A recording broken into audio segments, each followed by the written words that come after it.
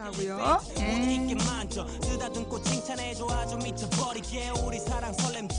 제목 보고 설레일까봐. 제목이 설렘주의야. 사마리아 야옹님 감사하고요.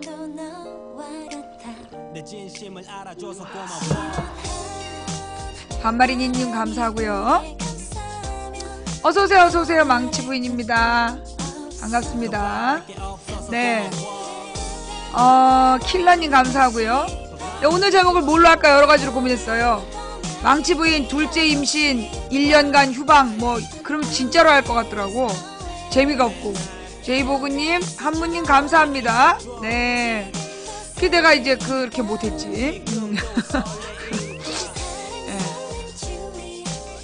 나 사실 남자였어 뭐 이런 제목도 생각해봤고요. 어서오세요. 예. 만우절이잖아 만우절. 화면이 소리가 안 나는 사람 나갔다 오세요. 예. 제이보그님 1시 2시 색시님 감사합니다. 어서오세요. 예 반갑습니다. 감사합니다. 우리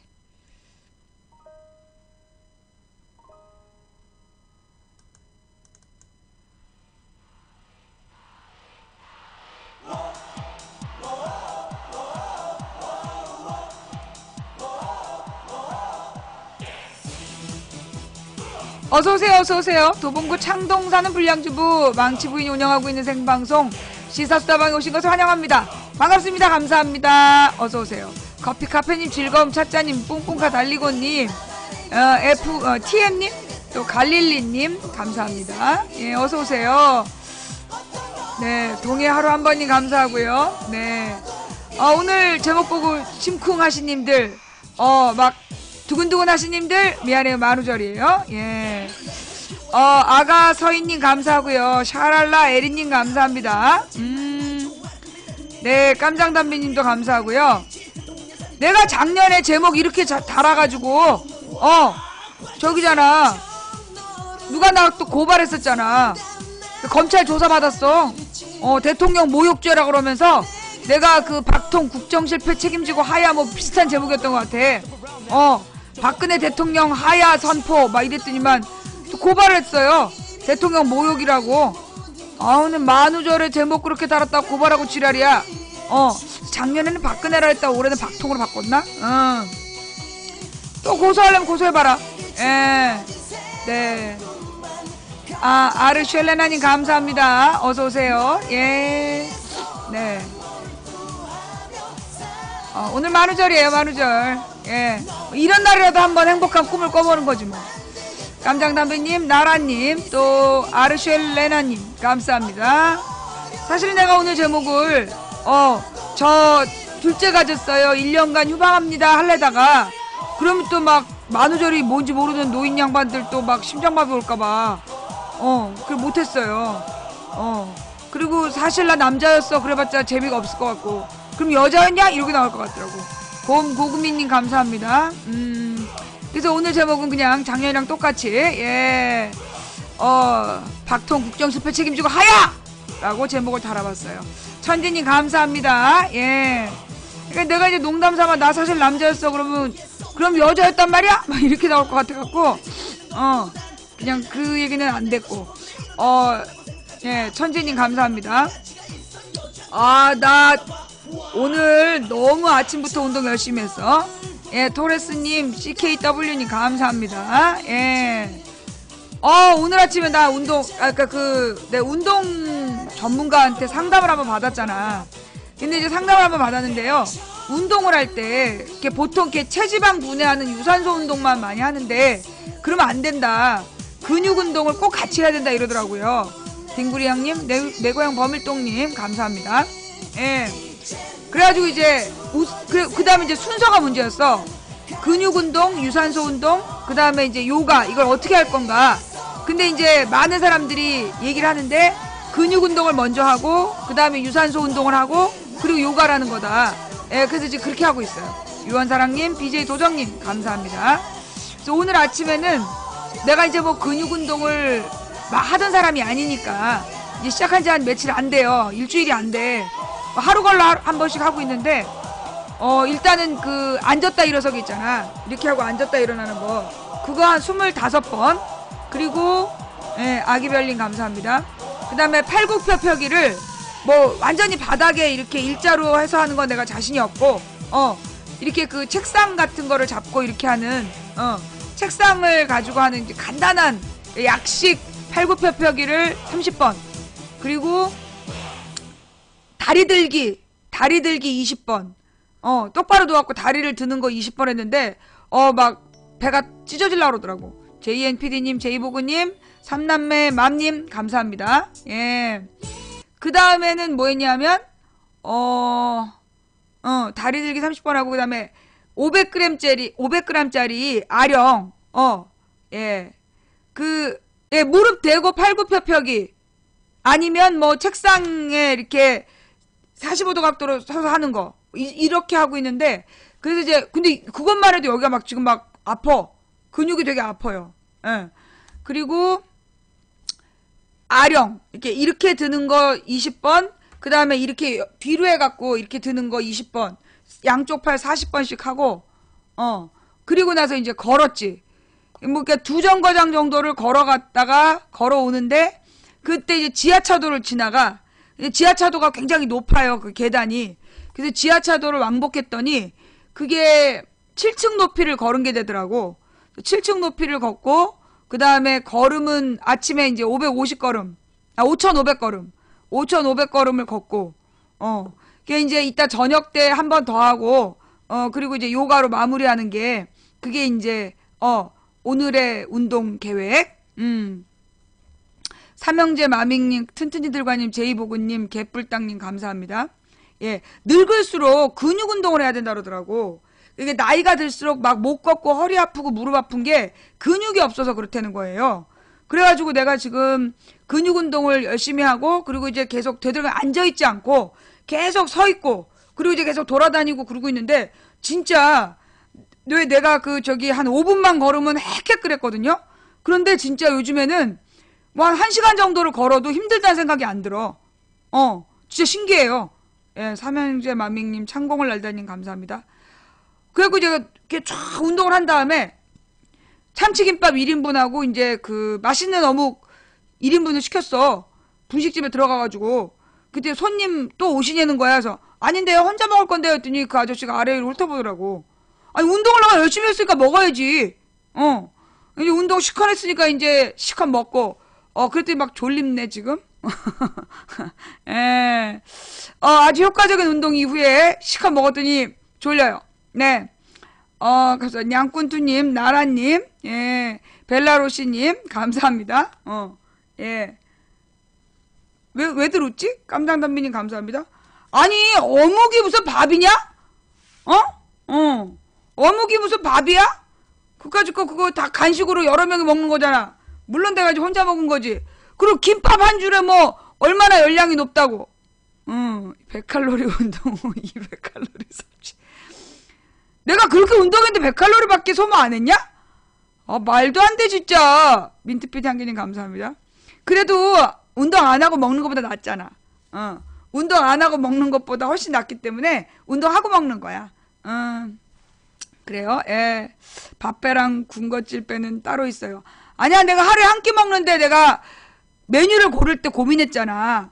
뭘로 먹을까 그러다가 김밥이 여러 가지 성분이 다양하잖아. 야채와 뭐 단백질과 뭐 골고루 들어있기 때문에 김밥을 먹고, 근데 그냥 김밥은 심심하잖아. 그래서 참치김밥이 연령이 2배더라.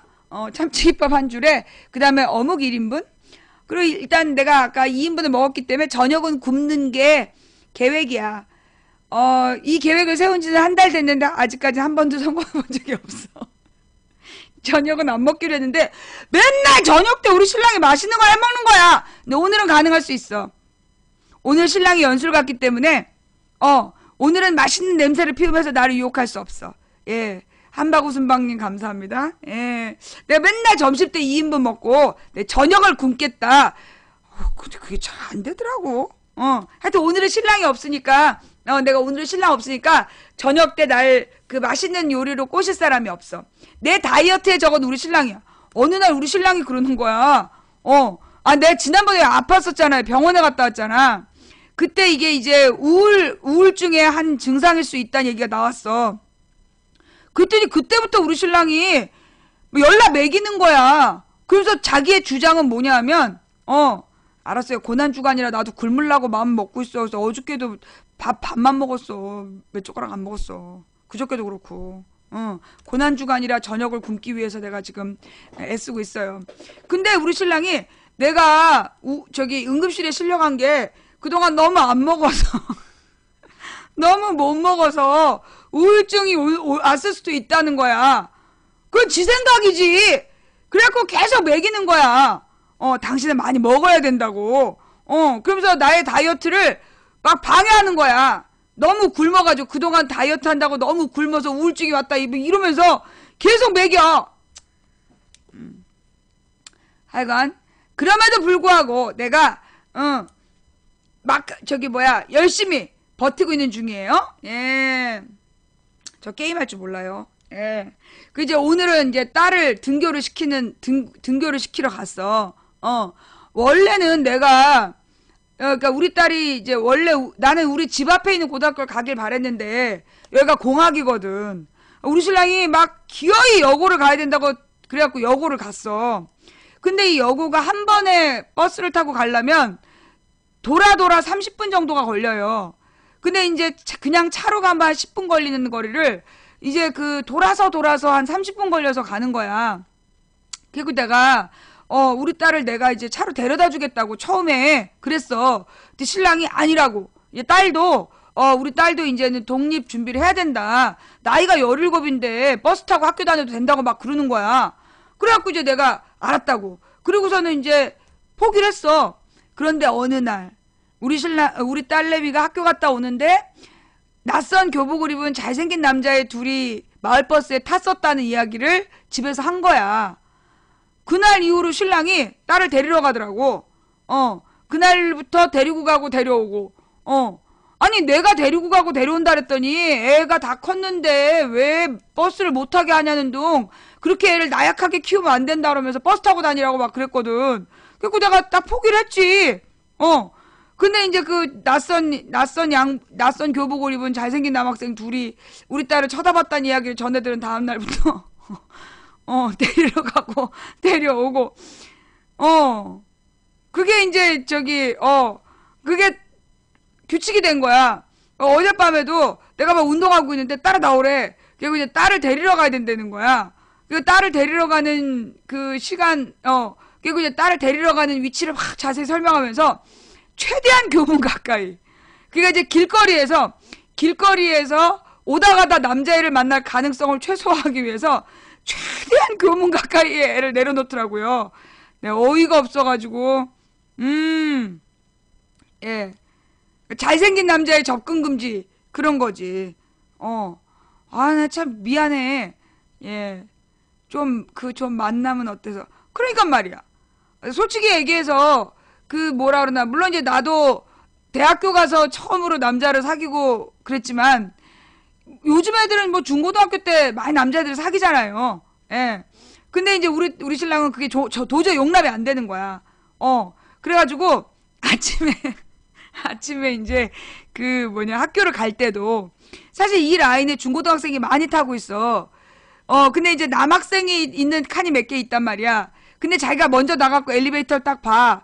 근데 남학생이 있는 집에서 엘리베이터가 멈췄다. 그러면 문 닫고 들어와. 엘리베이터 안 누르고 남학생이 사는 칸에 멈췄다 엘리베이터가 그 문 닫고 들어와. 그리고 딸한테 뭐 이런저런 뭐 챙겼냐 어쨌냐 잔소리를 하다가 그 엘리베이터 지나간 다음에 나가가지고 누르고 딸 데리고 나가고. 아유 내가 진짜 그러니까 망치 부인님 섹시 댄스 쳐주세요. 내가 추란 못 출 건 없어 임마. 근데 너 내가 섹스 댄스 쳐가지고 사람들 다 나가면 네가 책임질 거야? 꺼져. 치밀함이 말로 다 못해. 그래가지고 진짜 이래가지고 우리 딸내미 언제 아니 난 솔직히 얘기해가지고 요즘에 내 주변에 보면요 멀쩡한 남녀 직장도 괜찮고 허우대도 멀쩡한 남녀가 30대 중반까지, 뭐 30대 중반만 돼도, 전혀 뭐 긴장감이 없고, 그 40대에 그렇게 괜찮은 남녀를 많이 본다니까?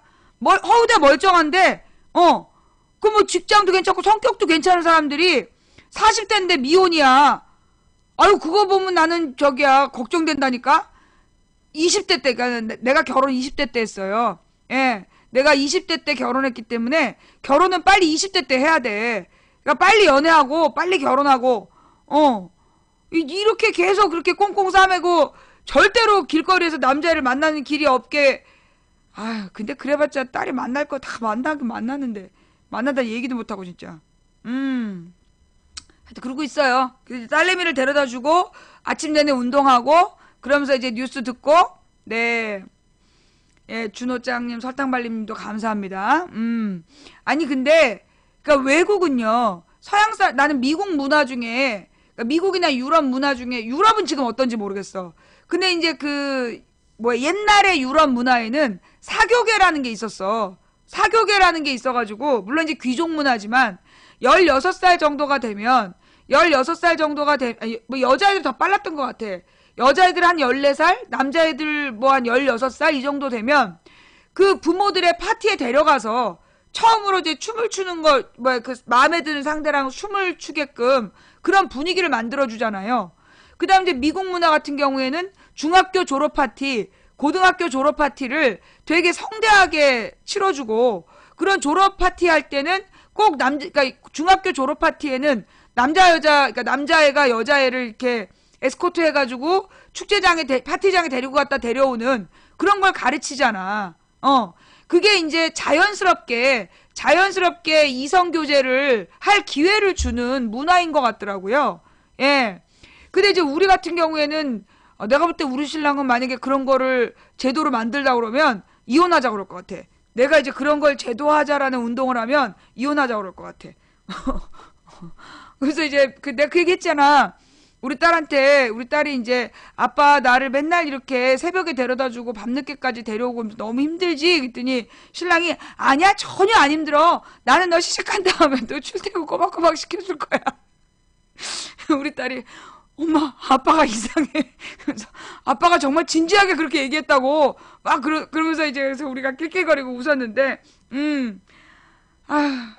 너무 불쌍해. 신랑이 딸을 너무 이뻐하기 때문에. 그러니까 딸을 여러 명을 낳았어야 됐어. 딸이든 아들이든 여러 명 낳았어야 됐는데 딱 하나밖에 안 나누니까 그 딸이 너무 이쁜 거야. 경국지색이잖아, 우리가 볼 때는. 예. 망부님, 자꾸 신랑분 그런 얘기하는 거 좋지 않은 겁니다. 자랑도 아니고. 꺼져. 아니, 신랑에 대해서 있는 사실 그대로를 얘기하는데 그게 뭘 좋지 않은 얘기야. 어이가 없어 진짜. 꺼져. 아우, 감각 떨어지고 무식하게 시리. 네. 아니, 솔직하게 그런 얘기 좀 하는데 그게 뭐가 그렇게 잘못이야? 어이가 없어가지고. 아이, 내가 사실은 애기를 낳으려고 노력을 많이 해서 내 꿈은 애를 넷을 낳는 거였어. 아들 둘, 딸 둘. 딸들을 낳아서 나는 이제 아들들이랑 놀고 신랑은 딸들이랑 놀고 그러면 딱 좋겠다. 내 목표가 4명이었어요. 왜냐면 내가 어릴 때 자랄 때 넷이 자랐기 때문에. 그런데 이제 우린 딸 셋에 아들 하나가 자랐거든. 이제 물론 아들은 엄마가 데려다 키운 애였지만, 근데 하여튼 그래가지고 이제 보니까 딸둘 아들들이 좋겠더라고. 내 꿈이 이제 아들둘 딸둘이었는데 우리 언니하고 내 동생은 애를 안 낳겠다 그랬어. 애기 별로 안 좋아한다고. 난 넷을 낳을 거야 맨날 그랬는데 우리 언니하고 동생은 아들 하나 딸 하나를 낳고 나는 이제 딸 하나밖에 못 낳은 거야. 그리고 이제 막 다시 이제 임신을, 그러니까 우리 딸이 5살 때 임신을 했었어요. 5살 때 임신을 했는데 아기가 11주까지 심장이 안 뛰는 거야. 그래가지고 이제 자연유산이 됐고, 그 다음에 우리 딸 8살 때 또 가졌지. 예, 또 가져가지고 잘해보려고 그랬는데 또 심장이 안 뛴 거야. 그래서 이제 우리 딸 밑으로 둘을 잃었어요. 근데 이제 그때 우리 딸 8살 때가 여름이었어. 그래갖고 그 여름에 내가 막 그 그러니까 칠부 바지를 입고 다녔는데 그때 바람이 들은 거야. 칠부 바지에 맨발에 샌들 신고 다녔더니 그때 이제 막 바람이 들어서 지금까지 내가 겨울에 저기 수면 양말을 2겹 신고 있잖아.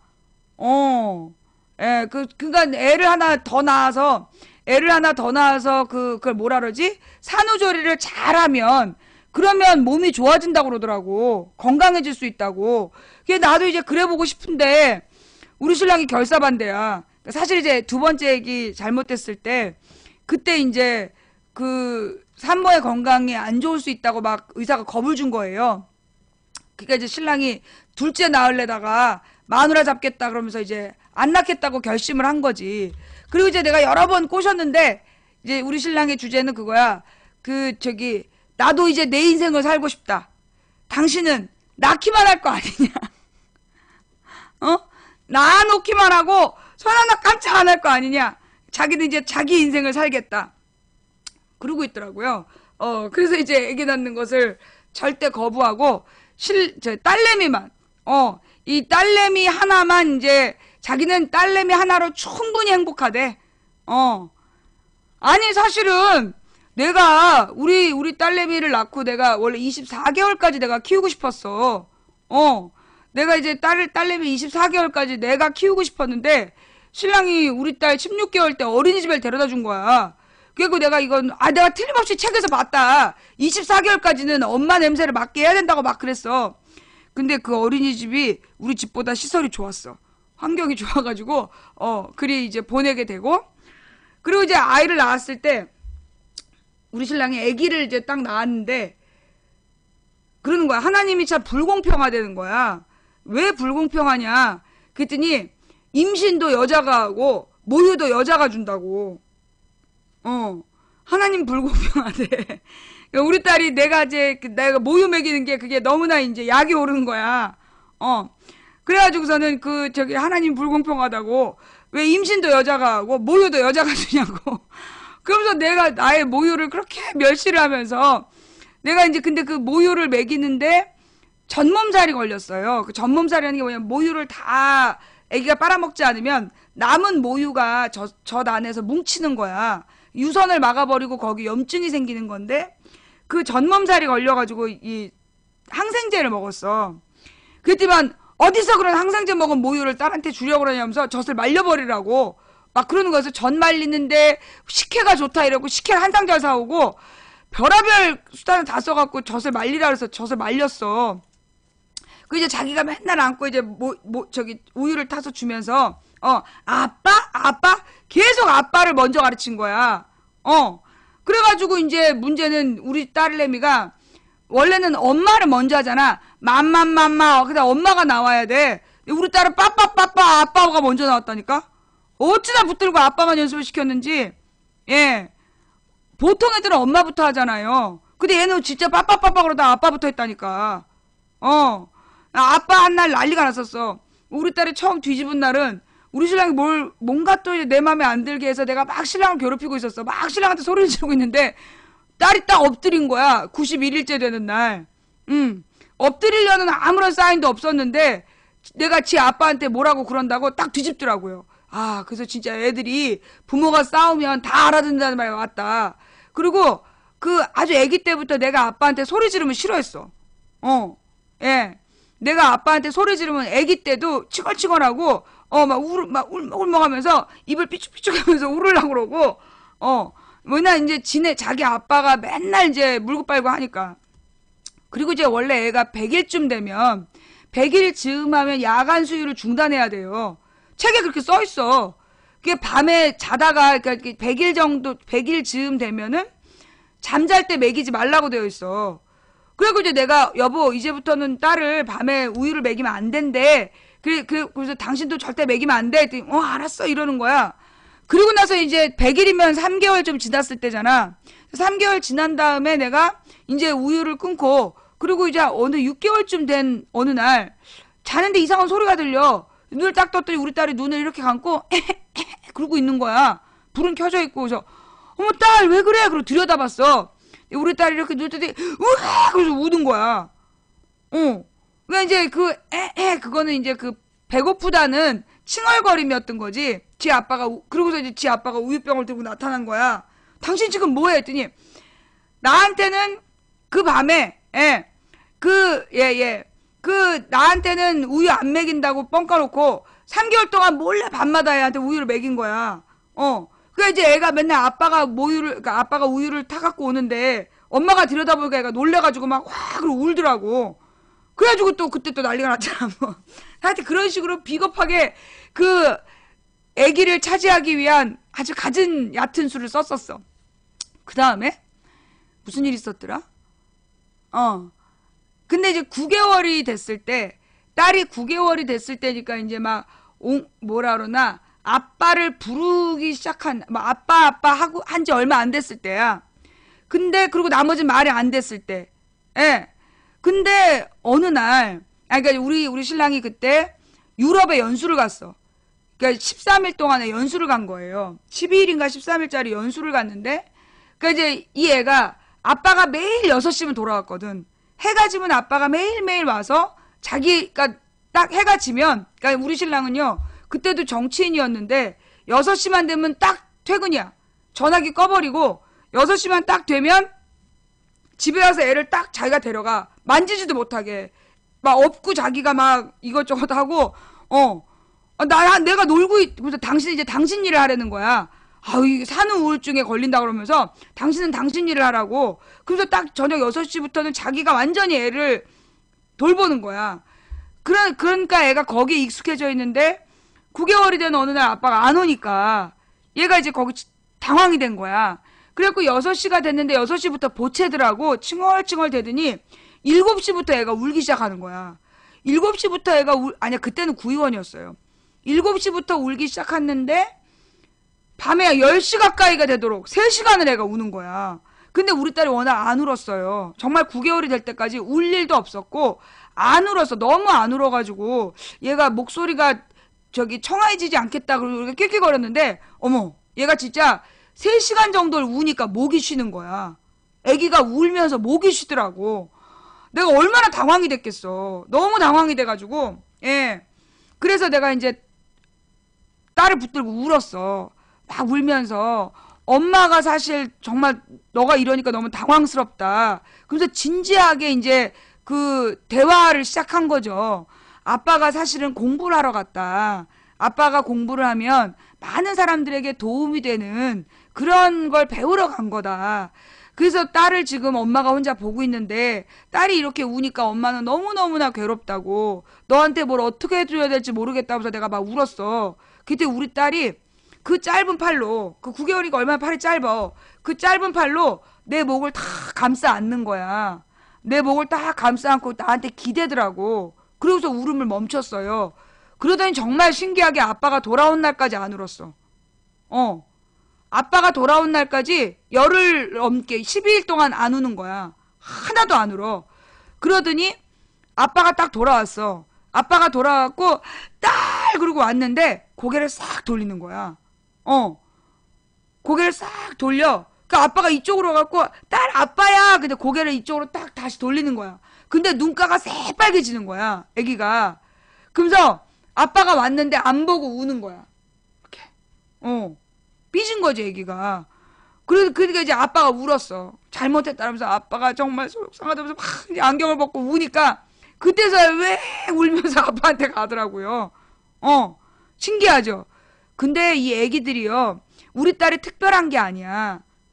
정말 특별한 게 아니라 지금 우리 선우님, 며느님이 낳으신 우리의 손주가 지금 이제 80일 정도 됐어요.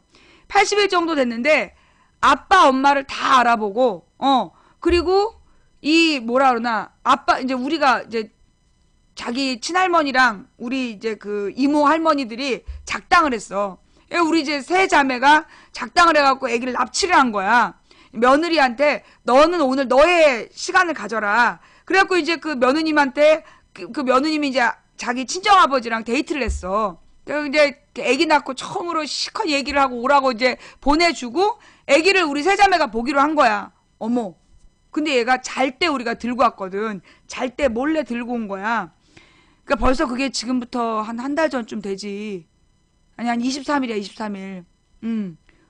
그런데 얘가, 안 웃는 거야. 그렇게 옹알이를 잘하고 막, 너무너무 막, 노래도 잘 부르고, 춤도 잘 추고, 너무 신나는데, 세상에 엄마가 없다고, 엄마 아빠가 없다고, 너무 슬픈 표정인 거야. 너무 슬픈 표정으로, 웃지를 않아. 근데 이제 내가 우유를 주는데, 모유를 젖병에다가 담아놓은 거를 먹였거든. 먹이는데, 어머, 눈빛이, 그러니까 내가 이렇게 먹이면 나하고 얼굴 마주 봐야 되잖아. 그럼 나 이렇게 봐야 되는데 눈을 딱 딴 데로, 입은 이쪽에서 먹는데 딱 딴 데를 보는 거야. 내가 주도했거든. 애를 훔쳐오자. 그래서 내가 계획을 세워가지고 누구누구가 가서 애를 들고 온다. 뭐 그리고 밑에서 누가 차를 받는다. 이러면서 얘가 계획을 세웠다고. 근데 이 애기가 진짜 70일밖에 안 된 게 고개를 싹 돌리면서 쳐다보지 않는 거야. 근데 2번 먹이는데 얘가 이걸 아는구나. 그래가지고 내가 이 애를 안고 20분을 빌었어. 할머니가 잘못했다. 네가 너무너무 예뻐가지고 할머니가 너를 보고 싶은 마음에 너가 엄마가 없으면 이렇게 슬퍼한다는 거 미처 몰랐다. 정말 잘못했다고 내가 진짜 20분을 빌었다. 20분을 딱 비니까 정말 거짓말처럼 나를 딱 올려다보면서 얘기를 하는 거야. 옹알이를 어쩌고 저쩌고. 그 영상 찍어놓은 게 있어요, 우리. 너무 신기하다니까요. 그게 애기들이 그래서 맨 처음에 태어나서 12개월 안에 모든 게 세팅이 되는 거야. 그 12개월 안에 들은 말, 뭐 상황 이런 것들이 그게 두뇌를 발달시키는 거야. 예, 그래서 아기가 1년을 들어. 부모의 대화를 1년을 듣고 그 다음에 1년이 지난 말을 하기 시작해요. 그래서 돌 정도의 말을 하는 거야. 그 다음에 24개월 정도가 지나면 글을 읽기 시작해. 그러니까 글을 읽는 거를 읽어주는 거를 집중해서 보면서 문자를 익히기 시작해요. 그래서 만 36개월 정도가 지나면 문자를 파악하는 거야. 그래서 이게 이제 그리고 한 5살 정도 그래서 만 48개월 정도 지나면 쓰잖아. 개발세발 쓰고 다니잖아요. 그게 딱 4년에 걸쳐서 듣기, 말하기, 읽기, 쓰기가 되는 거야. 그래서 이제 그 4개월 안에, 그러니까 이 4년 안에 모든 게 되는데, 특히 태어나서 그 아주 짧은 그 시기가 아기의 두뇌 개발이 폭발적으로 되는 시기예요. 정말 신기하다. 그러니까 그때는 정말 아이들이 모든 걸 다 알아. 엄마의 목소리만 들어도 엄마가 기분이 좋은지 나쁜지 그런 걸 다 아는 거야. 그러니까 그때 진짜 조심해야 돼. 애 앞에서 함부로 행동하면 안 되고, 정말 애기들은 부모가 싸우면 전쟁의 공포를 느끼는 거. 우리가 만약에 전쟁이 났다 그러면 느낄 그 공포가 얼마나 혼란스럽겠어. 애기가 부부가 싸우면 아기가 그런 전쟁에 준하는 공포를 느낀다는 거예요. 그런 애들이 정서적으로 불안해지는 거야. 그러니까 우리 어른들이 특히 이제 애기 있는 아빠들 잘 들어. 그 아기들은요, 특히 뱃속에서부터 아빠 목소리를 많이 들은 애들이 사회성이 좋아진대. 뱃속에서부터 아빠의 목소리를 많이 들은, 아빠가 태담을 많이 해준 애들이 사회성이 있는 거야. 그래서 이제 막 사람에 대한 호기심이 있는 거지. 그리고 사교성이 있어. 그 다음에 어려서부터 아빠랑 많이 논 아이들이 창의성이 뛰어나고 자신감이 있대요. 어려서부터 아빠 뱃속에서 아빠 태담을 들은 애들이 사람에 대한 호기심이 많아서 사교적이고 인간관계를 다양하게 풀어가고, 그 다음에 아빠랑 막 땀 흘려서 노는 아이들이, 그런 아이들이 창의성이 있고 자신감이 충만하다는 거야. 아빠를 이기면서 그 어떤 느끼는 쾌감 이런 게 아이를 성장시키는데, 보통 보면 이제 주일날 같은 때 보면, 휴일날 보면 아빠들이 애를 데리고 놀이터에 나와 있는데 영혼 없는 모습으로, 졸려 죽겠는데 막 그 집 청소하는 마누라한테 쫓겨나온 아빠들의 그 영혼 없는 눈빛. 그래서는 애기가 발달하지 않아요. 저 놀이터에 나와서 아빠가 놀더라도 정말 애랑 최선을 다해야 돼. 혼신을 다해서 놀아야 돼요. 그래야 이게 아이가 정말 막 놀면서 피곤할 정도로 놀아야, 그 땀을 쭉 흘리면서 피곤할 정도로 아빠랑 논 애들이 자신감을 얻는 거야. 그렇게 그 어린 시절에, 그러니까 뭐 한 5살 이전? 그렇게 안 놀아주면은요, 나중에 가서 놀 수가 없어요. 그때를 놓치면 안 되는 거야. 그래서 그래야 우리의 아이들이 자신감 있게 사회생활을 하고, 그리고 아빠가 도덕적인 걸 가르쳐야 돼요.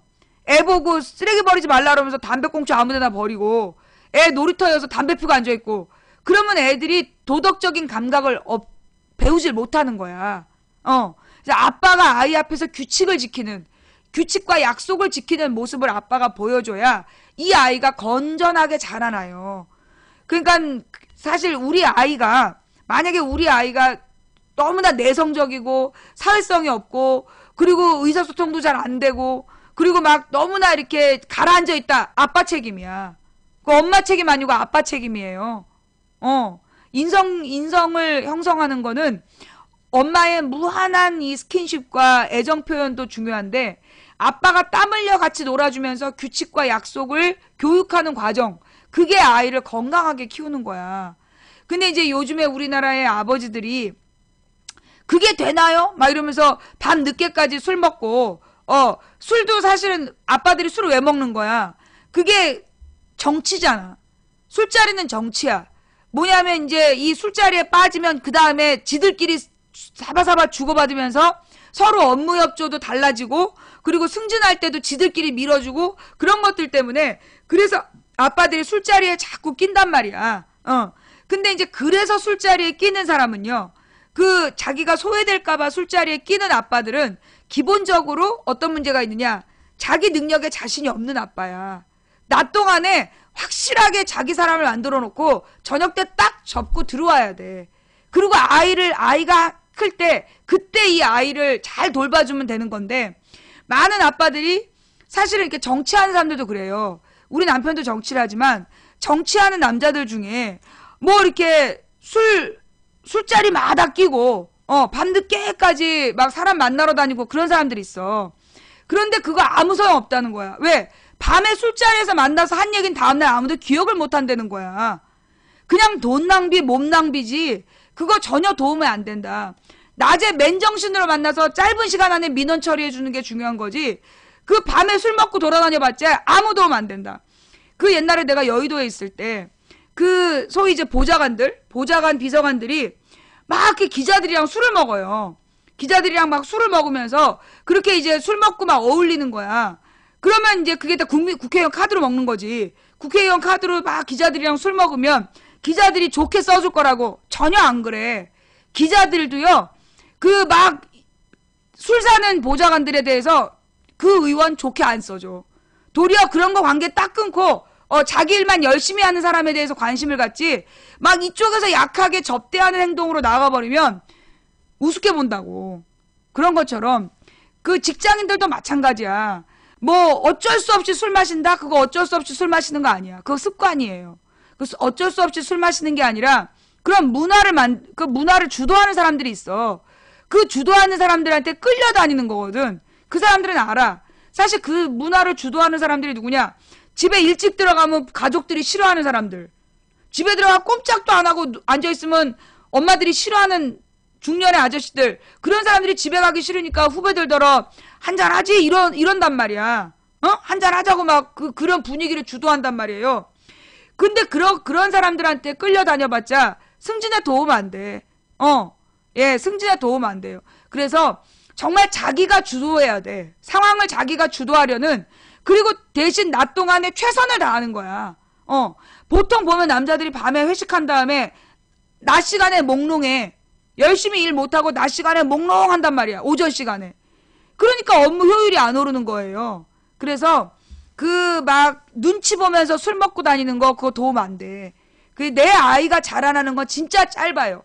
이 아빠들도 내 아이가 5살까지는 아빠가 곁에 있어줘야 되겠다라는 그런 마음을 가져야 돼. 그때 인성이 형성이 돼. 인격이 형성되는 거야. 뇌는 2살 24개월 동안에 하드웨어가 완성이 돼요. 그 다음에 습관은 36개월에 완성이 되는 거야. 근데 그 36개월 안에 어떻게 대하느냐가, 가령 서양 사람들은 36개월 이전에 굉장히 엄마들이 엄격하게 가방 안에 요만한 몽둥이를 갖고 다닌다는 거야. 그래서 아이가 잘못하면 손바닥을 때린대. 언제까지? 36개월까지. 왜냐하면 36개월 이전에 혼난 거는 자존감에 상처를 받지 않는데, 심리적으로. 근데 36개월이 지나서 맞은 건 애들이 기억하는 거야. 그러면서 자기가 잘못한 건 기억 못하고 맞은 것만 기억한다는 거야. 그래서 우리나라 옛말에도 뭐가 있어. 3살 버릇이 80까지 간다란 말이 있어요. 그게 무슨 얘기냐면 3살 전에 버릇을 잡아야 된다는 거야. 예, 3살 전에 버릇을 잡아야 된다는 뜻이야. 그래서 꼭 그 나이 때 어떤 일이 벌어지냐 하면 36개월 이전에 먼저 주 양육자를 때려요. 애들이 그러니까 가령 우리 집은 아빠가 자기를 주로 양육했거든. 내가 돈 벌러 다니니까. 그러니까 아빠를 때리는 거야. 씩씩. 근데 이제 내가 이렇게 길 가다가도 보면 애들이 막 할머니를 막 때리고 뭐 자기가 민방하면 때린 애들 있어. 할머니를 막 때리고 엄마를 때리고 그런 애들이 있거든요. 그런데 그때 할머니나 엄마가 아이를 야단치지 않더라고. 그러면 안 되는 거야. 맨 처음에 딱 때릴 때 그때 엄격하게 야단쳐야 돼요. 눈을 딱 들여다보고 이런 거 어디서 배웠냐고. 그러면 안 되는 거라고. 아빠를 때리면 안 되는 거다. 그럼 막 야단을 쳐야 돼. 그래서 왜 엄마나 아빠를 때리느냐. 때리는 게 얼마나 아픈 건지 아냐. 그러면서 막 야단을 친 다음에 너가 엄마 아빠를 때렸기 때문에 너도 한 대 맞아야 된다. 물론 이제 그게 3살 이제 기저귀 차고 있을 때 그때 잡아야 돼. 우리 딸도 기저귀 차고 있을 때 그 사랑의 매를 이렇게 회초리를 만들어 놓고 항상 걸어놨어요. 걸어놨다가 너는 이렇게 너무나 잘못을 했기 때문에 이건 맞아야 돼. 그래서 기저귀 위로 한 대를 딱 때렸지. 얼마나 놀랬겠어. 그 기저귀를 맞으니까 소리가 막 울림통 효과를 내면서 크단 말이야. 그러니까 애가 그리고 한 7개월은 아빠를 안 건드렸어. 근데 7개월 뒤에 또 한 번 싹 아빠를 밀더라고. 그러니까 우리 딸이 맞은 게 2번인데 그래서 2번을 맞았어요. 아빠를 딱 밀더라고. 너 이리 와. 그래가지고 내가 붙들고 또 야단을 막 친 다음에 냉장고 앞에 세워놓고 지난번에도 너 아빠 때려가지고 엄마한테 맞았던 거 기억나지? 야단 친 다음에 너는 2번째 잘못했기 때문에 넌 2대 맞아야 돼. 그리고 냉장고 붙들고 서! 냉장고 붙들고 서고 그때 기저귀 차고 있을 때였어요. 기저귀 차고 있을 때인데 11개월에 한 번, 18개월에 한 번. 그래갖고 내가 2번을 때린 거야. 이 회초리로. 그리고 근데 이제 물론 아프지는 않겠지만 충분히 이거는 벌 받는다라는 느낌을 줘야 돼. 그래서 애가 다시는 그런 짓을 안 하겠다라는. 다시는 엄마 아빠한테 손 안 댔어. 엄마 아빠한테 함부로 안 해. 근데 그거를 안 해주면 애들이 나빠지는 거예요. 근데 부모들 보면 막 주 양육자를 때려도 안 가르치고 꽃을 막 꺾고 막 종이를 찢고 책을 찢어도 막 가만히 두는 경우가 있어. 그러면 안 돼요. 그러면 안 돼. 뭐 책을 찢거나 꽃을 찢거나 이럴 때 반드시 붙들고 진지하게 얘기를 해야 돼. 그리고 아이 손으로 책을 이렇게 붙이는 거를 하게끔 해서 그래서 다시는 책을 찢으면 안 된다는 걸 가르쳐야 돼요. 초장에. 그래서 36개월 이전에 습관을 잡아줘야 돼. 그리고 36개월이 지나면 때리지 말고 대화를 해야 돼. 말로. 대화로 풀어서 아이를 해결을 해야 된다. 근데 가장 중요한 건요. 뭘 하든 눈을 마주쳐야 돼. 눈빛을 들여다보고 얼굴을 이렇게 감싸안고 우리 딸 왜 그랬어요? 우리 딸 엄마랑 얘기 좀 할까? 왜냐면 이렇게 얼굴 안 싸매면 딱 딴 데 보거든. 눈을 마주치면서 엄마가 너를 너무 사랑한다. 그걸 눈빛으로 충분히 사랑의 사인을 보낸 다음에 근데 이건 굉장히 잘못된 거다. 그럼 이거를 고쳐야 된다라는 걸 진지하게 얘기해야 돼. 그리고 아이를 때릴 때도요. 36개월 이전에 애를 때릴 때도 그냥 때리면 안 돼요.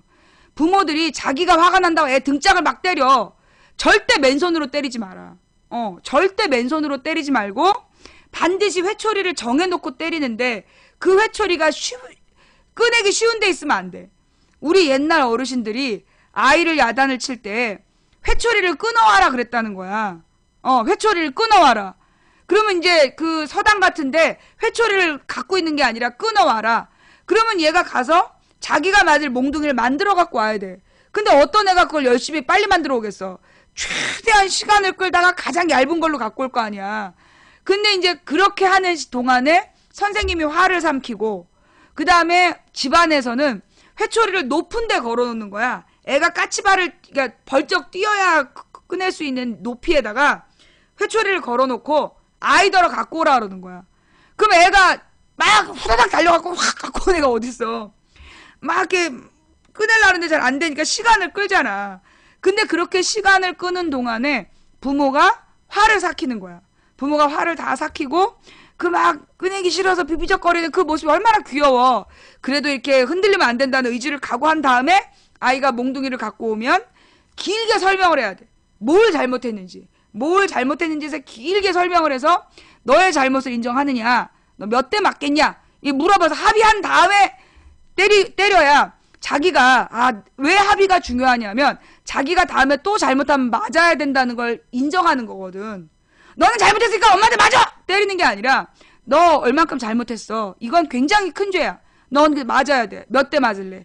그러면 지가 보통 애들은 한 대 이상 안 불러. 그러나 한 대 갖고 안 돼. 네가 저지른 죄 너무 크기 때문에 한 대로 안 되는 거야. 막 얘기를 하면 2대. 그러면서 이제 자기가 2대까지 합의를 했기 때문에 자기가 그 다음에 또 잘못하면 더 맞는구나 아는 거지. 그러면 스스로 조심을 하는 거예요.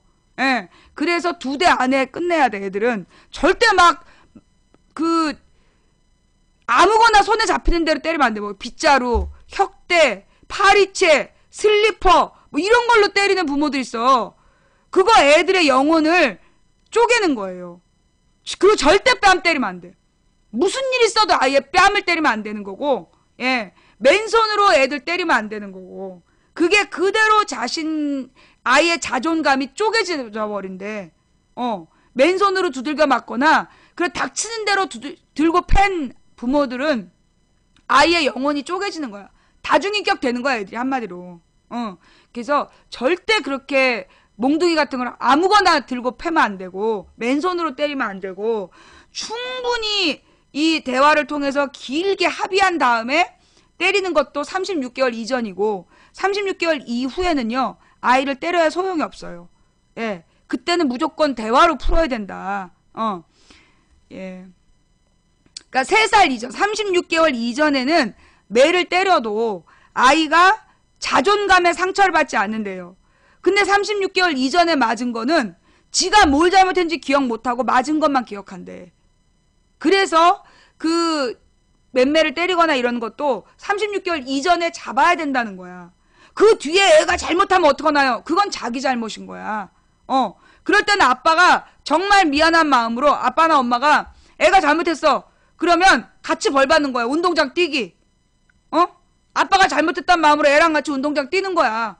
땀을 뻘뻘 흘리면서 눈물이 날 때까지 같이 뛰어야지 어떡하겠어. 그 36개월 지난 애기는 때리는 거 아니다. 예.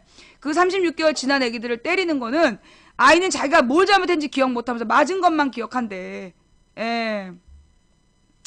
말 안 들으면 저 패야 해. 그래야 고분고분해짐. 네가 짐승이냐? 동물도 그렇게 말 안 듣는다고 저 패면 동물보호단체가 신고해. 이 두들겨 패야 말 듣는다. 이게 얼마나 야만적인 건지 아세요? 이게 바로 독재적 발상이야. 이게 어디서 하냐면 일본 놈들이 했다니까요. 일본 놈들이 조선 놈들은 맞아야 된다. 거기서 나온 말. 조선 놈들은 3일에 한 번씩 두들겨 패야 된다. 그 말을 일본 놈들이 만든 거야. 조선 놈들은 3일에 한 번씩 두들겨 패야 된다면서 태형을 집행한 거야. 그래서 즉결 처분으로 그냥 순사들이 돌아다니다가 마음에 안 들면 두들겨 팬 거 아니야. 일제강점기 때. 예. 그래서 때려야 된다라는 말이 참 나쁜 말이야. 우리나라에서는요, 원래, 옛날에 우리나라에서는 남편이 아내한테 반말 안 했어. 야! 뭐, 이년아! 이런 식의 그런 하대를 하지 않았어요. 소위 농민들도 아내를 부를 때 뭐라고 불러? 임자. 임자, 여보. 이렇게 불렀다는 거야. 그리고 이렇게 뭐뭐 하오. 뭐뭐 하세요. 이렇게 다 존대를 했지. 반말하지 않았다는 거야. 그럼 여자를 하대하고 그런 나쁜 여자를 두들겨 패고 욕하는 건 어디서 뒀냐? 일본 놈들한테 온 거야. 일본 사람들이 그렇게 여자를 우습게 한다며. 그래서 그게 일제강점기 때 들어온 나쁜 습관인 거야. 여자를 두들겨 패고 여자를 욕하고 이러는 게 원래 우리나라의 이 집 구조가 남자와 여자를 평등하게 대하고 독립적인 존재로서 인정하고 역할은 구분하되 평등하다라는 걸 인정하는 그게 우리나라 전통 습관이었어요. 그래서 옛날에 조선시대에는 조선 전기까지도 그 유산을 분배할 때도 아들, 딸을 똑같이 분배했다니까? 그래서 이 남존 여비 사상, 이게 조선의 전통 사상 아니야. 남존 여비 사상 그거 일본에서 들어온 거야. 물론 이제 가부장 제도가 이 조선 후기에 그 장자 중심으로 바뀌게 돼요. 그래서 큰아들 중심으로 바뀌는 게 조선 후기에 나타나는 그런 좀 안 좋은 부분이지만, 그럼에도 불구하고 기본은 이 남자와 여자를 굉장히 동등한 인격체로 그 대우했고요. 그게 고령가 조선인가 기생을 겁탈해도 벌 받았어. 기생을 성폭행해도요 벌 받았어요. 아녀자를 함부로 그 겁탈하는 거 그거 굉장히 중죄로 다스렸어. 그게 우리나라의 전통이에요. 근데 이게 일제강점기에 일본 놈들한테 들어온 나쁜 습관이 여자를 멸시천대하는 그런 나쁜 습관이 들어온 거야. 예. 그래가지고서는 그리고 막 두들겨 패야 된다. 그 패는 것도 누가 그렇게 팬 거냐. 그거 일본 놈들이 조선 사람 팬 거예요. 일본 놈들이 조선 사람 패던 그게 그 맞은 놈들이 복수하듯이 두들겨 패고 그러면서 폭력 문화가 만들어진 거야. 우리나라의 전통적으로 옛날에 그 뭐라 그러나 정말 불륜을 저지른 나쁜 놈들이 있다. 그러면 어떻게 했냐? 조리돌림이라는 거를 해. 마을에서 조리돌림이라는 걸 하는데 그 조리돌림이 뭐냐? 가만히로 싸놓고 패는 거야.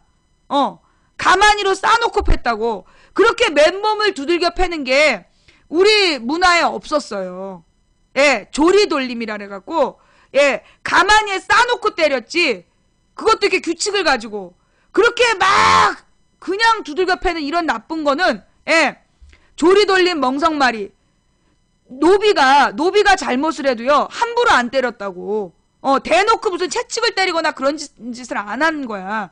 그게 우리의, 예, 아까 그 조리돌림을 한 뒤에 멍석말이를 했으니까 뭐냐면, 마을을 끌고 다니면서, 묶어서 마을을 끌고 다니면서 이놈들이 그런 죄를 저질렀다라고 공개를 해. 그래갖고 놀림을 받게 하는 거야. 그 다음에 이제 맨 마지막 단계가 멍석에 말아놓고 두들겨 패는 거였지.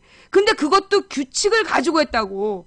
그런데 이 일본 놈들은 어떻게 했어요? 조선 놈들은 맞아야 된다 이러면서 아무 데서나 두들겨 팬 거야. 논밭에서도 두들겨 패고 그냥 그 자리에서 두들겨 팬 태형을 행하고 그리고 막 남자가 여자를 무시하는 문화를 가르치고, 그리고 우리나라의 군대 문화, 그게 제일 나빠. 우리나라의 그 군대 문화, 이제 기합 주는 거, 그 기합 문화가 그게 일본 놈들이 조선 군인들한테 한 짓이야. 우리나라 학도병들, 어린애들, 학생들을 끌고 가가지고 말 안 들으니까 벌 준 거야. 무조건 대가리 박아, 원산 폭격 이러면서 대가리 박으라 그러고 두들겨 패고 기합 주고 막 토끼띠 떼라 그러고 그 운동장 도르라 그러고, 그게 전부 다 일본 놈들이 조선의 병사들을 괴롭혔던 습관이에요. 근데 그게 군대 문화인 것처럼, 그게 정상적인 군대 문화인 것처럼 그걸 가르친 거야. 예. 그거 굉장히 잘못된 일본의 잔재예요. 예. 일본 잔재. 그래서 그 일본 잔재를 없애야 되는 거야. 북한이 쳐들어오면 어째? 뭔 얘기야 지금. 북한이 쳐들어오면 제일 먼저 도망갈 놈들, 군대도 안 갔다 온 놈들이 존나 떠들어. 예. 그래서 그 폭력 문화는 특히 뭐 애들도 때려야 된다. 선생도 애들을 때려야 된다. 그건 잘못된 거예요. 그 때리더라도 왜 요즘에 요즘에가 아니야. 옛날에 군대 문화 시절에는 그러니까 전두환 때까지 선생이 애들을 어떻게 때리냐. 기본이 대걸레야. 기본이 대걸레 마포자루로 두들겨 패고, 그 마포자루만 패도 정상으로 했어. 슬리퍼로 뺨을 때리고 막 별의별 미친 짓거리를 다 했다고 선생들이 교실에서. 근데 이게 말이에요. 때리는 게 때리는 사람을 중독시켜. 때리는 사람을 중독시켜서 때리는 선생들은요, 실제로 아무 꼬투리나 잡아서 두들겨 팼어. 그 때리는 선생들이요, 이게 습관이 되는 거야. 기술이 늘어나고, 그러면서 애들을 때리면서 쾌감을 느끼는 거야. 그래서 이놈들이, 이런 선생들 중에 두들겨 패는 선생들은 아주 작은 건수만 갖고도 시비를 걸고 두들겨 패는 거야. 그래서 폭력이 나쁜 거야. 그게 일제 잔재를 가지고 그 습관화시킨 군대 문화의 나쁜 면이에요. 근데 그걸 아무렇지도 않게 아이들에게 가르치고 그게 옳은 것처럼 부추기고 옳은 것처럼 막 부추기는 사람들이 있다니까. 특히 그런 나쁜 문화가 어디에서 더 강화되냐? 일베에서. 일베 용어가 일제시대 때 용어야. 일제시대의 문화의식을 가지고 그 일베를 운영을 해요. 일베에서 유행하는 용어들이 다 그런 용어들이야. 잠깐만요. 그래서요, 예. 이게 이런, 그러니까 여자를 천시하고, 여성을 비하하고, 그리고 폭력을 조장하는, 여성을 비하하고 폭력을 조장하는 문화가 그게 일본 놈들의 침략 문화야. 일본의 식민지 문화. 그 일본의 식민지 문화를 막 전파시키고 있는 게 그게 일베야. 이번에 KBS 기자 문제 터졌잖아요. 그 KBS 기자가 되기 위해서 얼마나 애들이 그 노력을 해. 어마어마한 경쟁을 뚫고 기자가 된단 말이야. 그런데 이 KBS 기자는 국민 세금으로 월급 받아. 공직자나 마찬가지야. 국민 세금으로 월급을 받는데 그 월급을 받는 사람이니까 무엇보다 인성이 되어 있어야 돼요. 그런데 이번에 그 일베 기자 걔가 어떤 짓을 했어. 좌파 우파 그 얘기를 한 게 아니라 여성 비하글을 다수 게시한 애들만 노출이 심한 여자애들은 한번 섹스를 해버려야 된다는 둥 그런 여성 비하의 발언을 그냥 습관적으로 했던 그런 애를 국민 세금으로 지금 월급 주는 기자로 뽑은 거야. 말이 안 되는 거죠. 그래서 지금 KBS 기자들이 그게 내규에도 있어. 회사 규칙에 공사의 명예를 떨어뜨리는 행위를 하면 그 임용이 취소된다라는 규칙이 있는 거예요. 그런데 얘가 그런 짓을 했다라는 것이 밝혀졌단 말이야. 밝혀져서 얘를 임용하면 안 된다. 그런데도 불구하고 KBS 사장이 얘를 뽑은 거예요. 왜 뽑았을까? 이게 그냥 단순한 사건이 아니야. 예. 단순한 사건이 아니라고. 내가 볼 때 이번 사건은요. 일베를 일부러 난 뽑았다라고 봐. 일베를 했기 때문에 난 일부러 뽑아준 사건이라고 봐요. 예. 이게 무슨 얘기냐. 여러분 왜 지난달 한 2월달까지 뺑소니 사건하고 뭐하고 해가지고 한 두세 번에 걸쳐서 보배 드립을 막 띄웠어. 막 언론에서요. 보배 드립을 막 띄우면서 그러면서 또 분위기는 이제 착한 악플 달지 말자. 악플 안 달기 운동 이런 거를 막 강조하면서 보배 드림을 막 띄운 거야. 그러면서 네티즌의 힘 이러면서 보배 드림을 막 띄워서 착한 네티즌의 분위기로 크림빵 뺑소니 사건 있잖아. 그러면서 그 다음에 뭘 또 잡고 그래서 도둑 잡고 이런 얘기. 그러면서 보배 드림을 막 띄운 거야. 그 보배 드림이 뭐냐? 이 보배 드림이 소위 김하영 국정원 여직원이 작업했던 공간이야. 보배 드림이 소위 김하영이 이끄는 국정원 댓글팀이 작업을 했던 공간이라고. 일베, 오유, 보배 드림 이런 데가 전부 다 그런 작업을 했던 공간이야. 오유는 탈탈 털려갖고 이제 이것들이 못 들어가고 그 다음에 이제 일베는 2013년에 뭐가 들통이 났냐. 국정원 절대시계 일베 딱 치면 나왔었어요. 지금도 나오나? 이게 일베를 쟤네들이 열심히 키워놨는데 일베하고 국정원의 관계가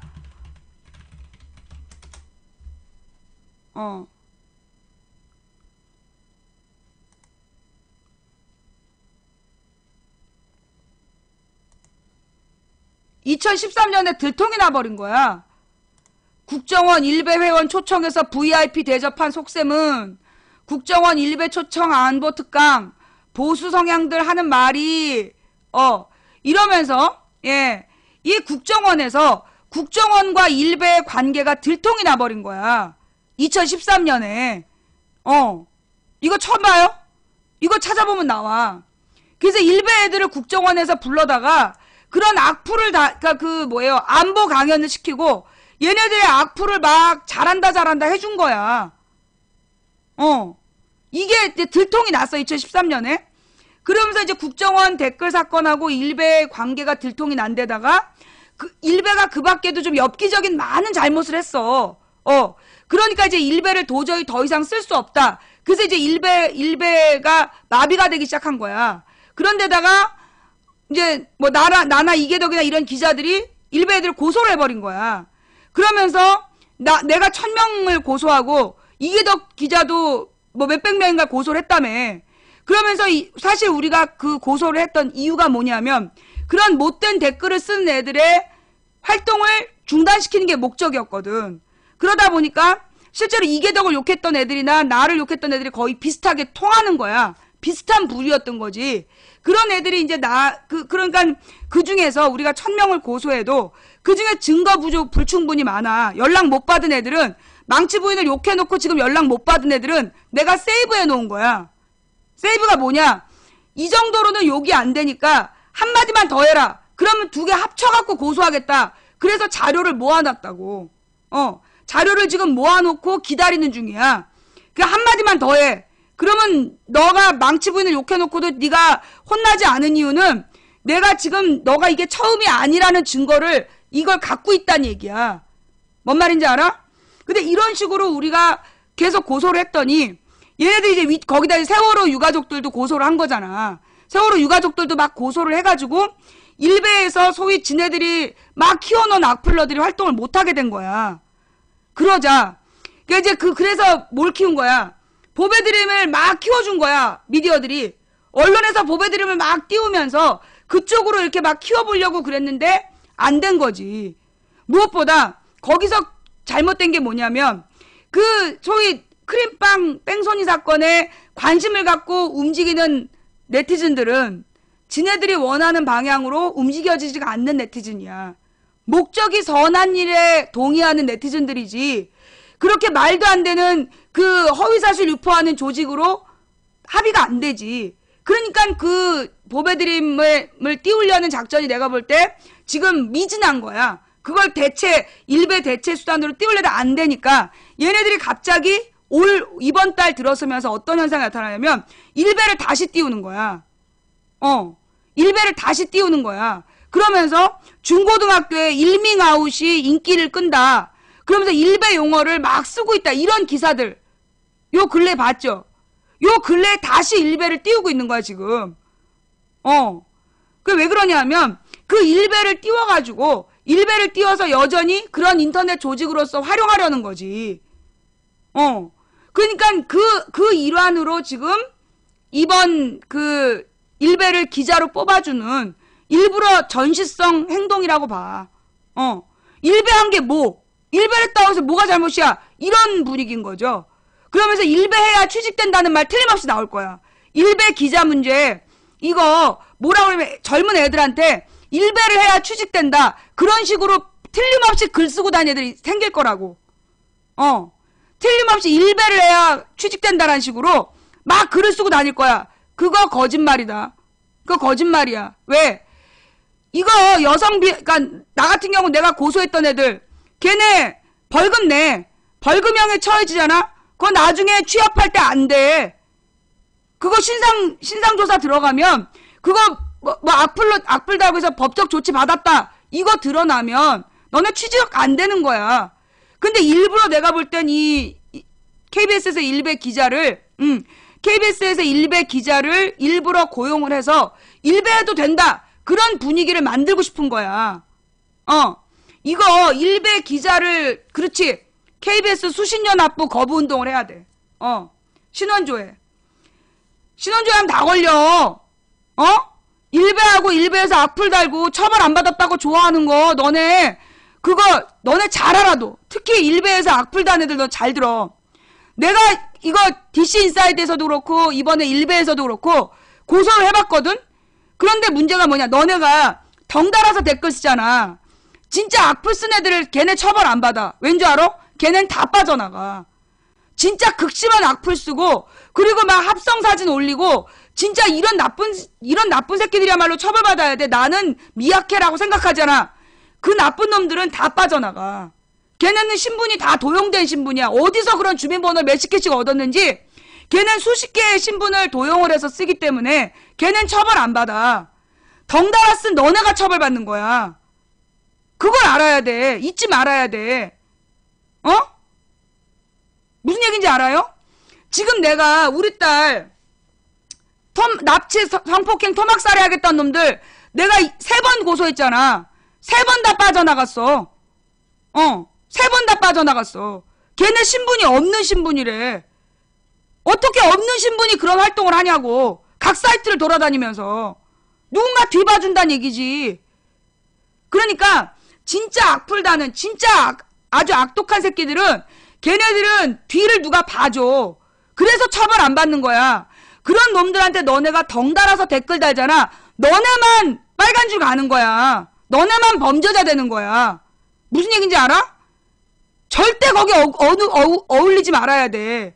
일베 같은 데는 절대 가서 어울리면 안 되는 곳이야. 내가 이번에도요 여러 명한테 편지를 받았어. 정말 미안하다. 몇 년 전에 그냥 게임을 하는데 누가 가서 한마디 쓰자 그래서 와서 생각 없이 썼다는 거야. 그런데 이게 몇 년 만에 자기가 이거 고소를 당했다는 거지. 자기 쓴 기억도 없는데 보니까 자기 아이디가 맞대. 그러고 와서 2년 만에 싹싹 비는데 봐줄 방법이 없는 거야. 그 우리 변호사가 다 스샷 떴고 증거를 제출해버렸기 때문에 인물이 확인되고 범죄 기록이 있으면 이건 처벌받는 수밖에 없는 거야. 그때 너희들 부추긴 놈들 그 새끼들은 아무도 처벌 안 받는다니까? 걔는 누가 뒤를 봐줘. 그러니까 누가 부추긴다고 덩달아 가서 아무한테나 악플 달지 마. 자, 이번에 홍가혜란 사람이 내가 그때 작년 4월 18일에 금요일날 홍가혜란 사람이 사고를 쳤다라고 난리가 났었어요. MBN에서 그 여자 인터뷰를 내보냈어. 그런데 그 MBN에서 홍가혜란 사람의 인터뷰를 내보냈는데 그 내용 중에 특히 막 폭발적인 반응을 일으킨 게 뭐였냐면 잠수사가 들어가서 살아있는 생존을 확인했다. 두들기고 저쪽 상대방에서 말을 듣고 나왔다. 그 말이었어요. 그날 밤 그러니까 그날 아침에 금요일날 새벽에 그 여자가 인터뷰를 했고 그 내용이 한 5시간에 걸쳐서 어마어마하게 퍼진 거야. 뭐 해경이 뭐라 그러다 구조활동을 안 한다. 뭐 전혀 주변에 잠수사들이 활동할 수 없게 막았다. 이런 얘기는 맞는 얘기야. 그래서 무죄를 받았어. 하지만 그런 얘기가 그날 충격을 준 게 아니라 진짜 들어가서 그 잠수사가 목소리를 들었다. 생존을 확인했다. 그 얘기 때문에 난리가 났단 말이야. 근데 그 얘기는 나중에 증명이 안 됐어요. 그 말이 제일 충격적이었는데 소위 가서 직접 소리를 들었다는 잠수사가 끝까지 안 나왔어. 끝까지 그 소리를 들었다는 잠수사가 안 나왔고 근데 이 여자가 허위사실 유포죄로 구속되고 기소됐다가 최종 무죄를 받았어. 최종 무죄를 받은 거야. 왜냐면 이 여자는 정말 사실로 믿었기 때문에. 그리고 그 당시에 많은 사람들이 그렇게 얘기를 했기 때문에 이 여자가 사실로 믿고 허위사실 무죄를 받고 나왔어. 그런데 내가 우리 방송에서도요. 홍가혜 씨가 피해자라고 그러면서 홍가혜 씨가 피해자라고 홍가혜 씨를 위해서 방송을 해달라는 여러 사람이 있었어. 내가 다 차단했잖아. 내가 다 차단하고 나는 그렇게 도와줄 수 없다. 라고 얘기했어요. 왜 그랬냐? 홍가혜 씨는 분명히 그 당시에 확인되지 않은 말을 했어. 그 말로 그 세월호 사건의 본질이 흐려졌고 그리고 세월호에 대해서 그 부모들이 했던 말 지금 아무도 구조활동하고 있지 않다라는 그 말 전체가 다 허위사실로 비난받았어. 그 당시에 홍가혜 씨가 그 말을 MBN하고 인터뷰를 하는 바람에 진짜 구조활동이 벌어지고 있지 않았는데 구조활동이 벌어지고 있지 않다고 울부짖는 부모들이 미친 사람 취급받았다고. 그래서 나는 홍가혜 씨가 그 죄가 없다라고 생각 안 해. 틀림없이 잘못이 있다. 그 홍가혜 씨의 잘못으로 그 당시 부모들의 그 울부짖으면서 아무도 구조활동하고 있지 않다라는 그 외침이 전부 다 허위사실로 몰아붙여줬어. 무슨 얘기인지 알아요? 그래서 나는 홍가희 씨를 한 번도 우리 방송에서 옹호해 준 적이 없어. 근데 나한테 와가지고 왜 홍가희 씨를 옹호하냐고 댐빈 새끼들 있어. 나는 홍가희 씨를 한 번도 옹호한 적도 없어. 그렇다 해서 홍가희라는 개인을 비난하지도 않아. 왜? 그 사람은 개인이야. 홍가희라는 사람이 세금으로 월급 받아? 어? 홍가희라는 여자가 세금으로 월급 받는 공무원이야? 내 돈 주고 뭐 일 시키는 사람이야? 아니잖아. 우리 방송의 관심사는 국민의 세금을 받아서 일하는 인간들, 그런 인간들이 중심 타겟이야. 국민의 돈을 빼돌리는 기업 권력들, 그들이 중심 타겟이야. 그래서 우리 방송에는 개인에 대한 비난, 왜 우리 방송에서 연예인 비난 못하게 하겠어? 연예인들한테 국민 세금으로 월급 줘? 아니잖아. 뭐 연예인이 공인이다. 무슨 공인이야? 걔네가 국민 세금으로 월급 받아? 그거 아니잖아요. 그 연예인 스캔들을 막 띄워놓고 연예인한테 죽어라 살아 욕하는 애들, 걔네 정치인들한테 한마디도 못해. 잘못한 정치인들, 경제 권력에는 한마디도 못하면서 연예인만 디립다 까대는 거야.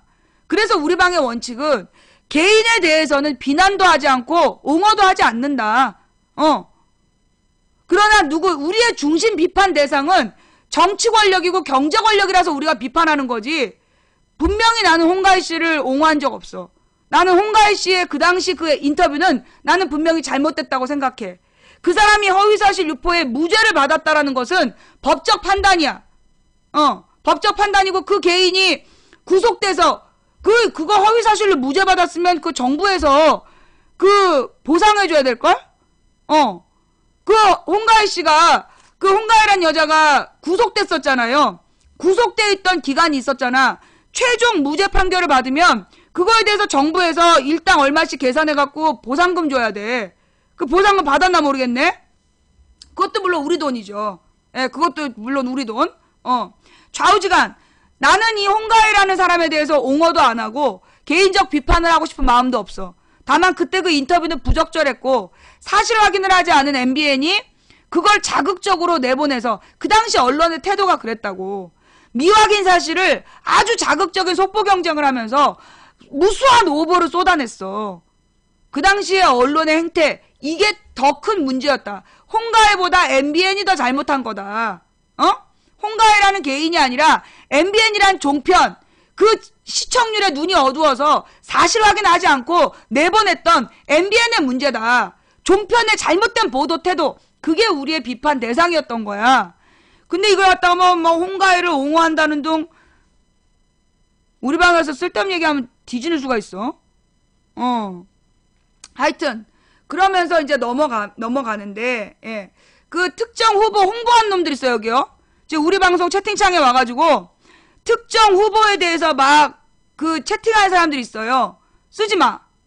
그 뭐 누가 됐든 뭐 정모 씨든 변모 씨든 채팅창에 쓰지 마.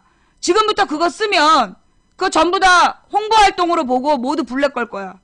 뭔 얘기인지 알았죠? 정이든 천이든 변이든 내가 볼 때 다 똑같아. 쓰지 마. 뭔 말인지 알았지? 어떤 사람에 대해서도 후보에 대해서 개별적으로 쓰지 말아요.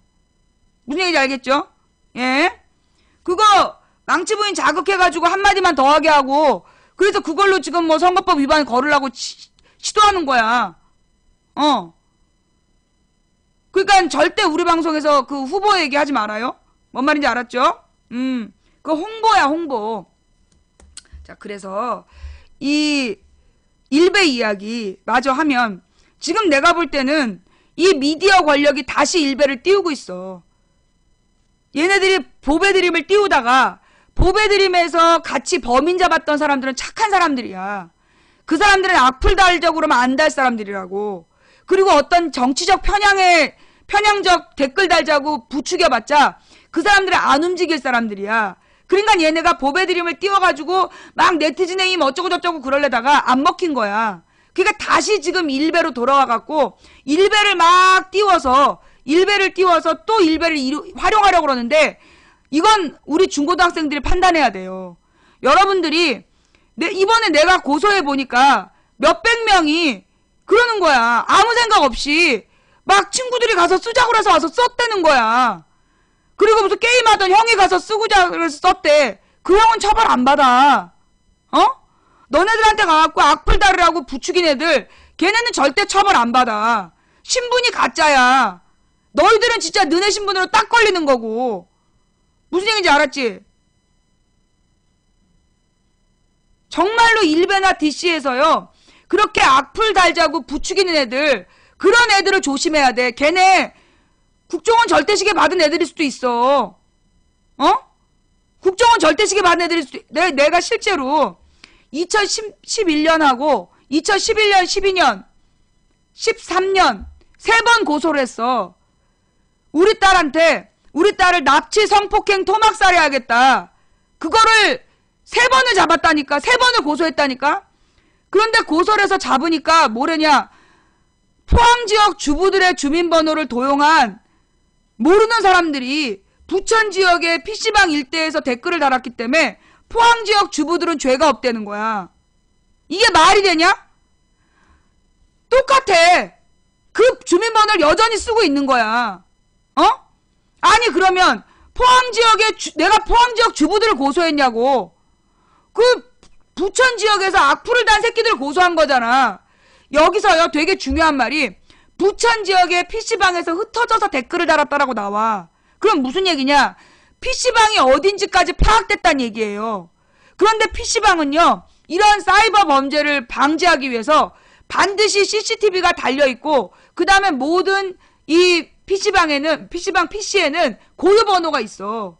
그래서 그러니까 그 IP에서 언제 누가 썼는지 다 기록이 남아있다고. 그거는 안 잡을 수가 없다니까. 못 잡을 수가 없어. 잡을 수 있는 거야. 안 잡는 거지. 그놈들 안 잡고 걔네들이 도용한 주부들은 죄 없는 주부들이다 이러면서 처벌 안 하는 거야. 그런데 그때 그 사건으로 전부 다 처벌 안 받았냐? 아니야. 찌끄러기 2-3명은 처벌 받았어. 덩달아서 댓글 썼던 애들 있잖아. 야 이거 고소 안 당해 처벌 안 받아 그러니까 덩달아서 욕한 애들 그거 그때 2-3명 처벌 받았어. 알아? 그때 주동했던 7명은 7개 아이들은 처벌 안 받고 덩달아 썼던 3명은 처벌 받았다고. 그거 너 정확히 알아둬야 돼. 어? 그 절대 덩달아서 악플 달지 마. 응? 그게 누구든. 특히 우리 방에서 내가 박근혜 대통령에 대해서 쌍욕하는 애들 강퇴시키는 거 알죠? 본 사람. 우리 방에서 박근혜 대통령에 대해서 뭐 연자 쓰고 쌍욕하는 애들 강퇴시키는 거 봤지? 많이 봤죠? 그거 다 처벌받을 수 있어. 대통령의 정치적인 잘못을 비판하는 거는 처벌할 수가 없어요. 그런데 쌍욕하는 거 있잖아. 무슨 연범자 붙여서 욕하는 거는 그거는 처벌받을 수 있는 거야. 근데 막 쓰던데요? 걔는 처벌 안 받는 애들이야. 걔네들은 처벌 안 받는 애들이라니까? 막 먼저 연자 쓰면서 한 2-3명이 들어와서 2-3명이 번갈아서 막 쓰잖아. 그거 너네들 덩달아서 쓰라고 그러는 거야. 덩달아서 쓰라고 그래놓고 나중에 지들은 싹 빠져나간다? 덩달아서 쓴 너네가 처벌받는 거야. 그래놓고 신문 나오는 거야. 대통령 모욕죄로 처벌받은 사람으로. 무슨 얘기인지 알겠어요? 그래서 우리 방에서 뭐 무슨 쌍욕하면서 욕한 애들 내가 강퇴시키는 거야. 그거 보고 덩달아서 욕 쓰면 죄 없이 덩달아서 욕 쓴 사람이 처벌받는 거거든. 그래서 낯선 아이디가 들어와서 박근혜 욕을 한다. 덩달아 욕하지 마세요. 무슨 얘기인지 알았죠? 절대로. 물론 익숙한 아이디가 팬클럽 표딱지 달고 써도 나는 블랙이야. 우리는요 박근혜나 이명박이나 노무현이나 김대중이나 김영삼이나 똑같이 비판할 권리가 있어. 노무현 대통령이라고 100% 안전했나? 김대중 대통령이라고 100% 안전했나? 잘못한 게 있어. 그 부분은 비판받아 마땅하지. 마찬가지로 박근혜, 이명박도 잘못한 부분은 비판받아 마땅한 거야. 정치적 잘못에 대해서는 국민이 당연한 권리를 가지고 우리가 고용인이고 걔네가 피고용인이야. 그러면 피고용인에 대해서 고용주의 입장에서 너 들어올 때는 이렇게 한다 그랬잖아. 너 대통령 되기 전에 경제민주 한다 그랬잖아. 그런데 왜 안 해? 너 무상보육 한다 그러고 무상급식 지킨다고 확대시킨다 그래도 왜 안 지켜? 그렇게 욕할 수 있는 거야. 그건 건전하고 정당한 비판이야. 그런데 무슨 박근혜가 정윤회랑 뭘 어쨌다. 그거는 처벌받아 마땅한 거야. 그건 처벌받아 마땅한 욕이라고. 그런 짓을 하면 안 되는 거예요. 나는 박근혜라는 사람이 우리나라 역대 대통령 중에 박정희만큼 박정희보단 좀 나아. 아직 사람을 죽이진 않았으니까. 그 박정희 전두환 다음으로 나쁜 게 박근혜 대통령이라고 생각해. 노태우보다 나쁘다고 생각해. 그런데 그럼에도 불구하고 나는 박근혜라는 사람의 정치적 무능은 비판해도 그 인간 개인을 비난하는 거, 인간 개인을 욕하는 거는 그거는 잘못이라고 봐요. 그거는 그렇게 하면 안 되는 거야. 그렇게 되면 우리가 그걸로 비난받아.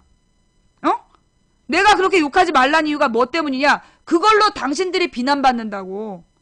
앞뒤 다 잘라먹고 우리가 박근혜에 대해서 정당한 비판하는 얘기를 싹 잘라먹고 쌍욕한 부분만 가지고 이게 종북 좌빨들이다 이렇게 욕한다고. 무슨 얘기인지 알겠어요? 그래서 내가 이 당년 이거 봐. 이 낯선 아이디 이럴 때 딱 들어갖고 당년 우리 방에서 이런 말 쓰면 강퇴불랙이야. 무슨 얘기인지 알았어요? 당년은 서서히 죽이는 중. 이런 말 쓰면 강퇴불랙이야. 뭔 말인지 알았지? 예. 그 욕설하지 마라. 그 욕설하면은요, 덩달아 욕한 사람들이 처벌받는다고.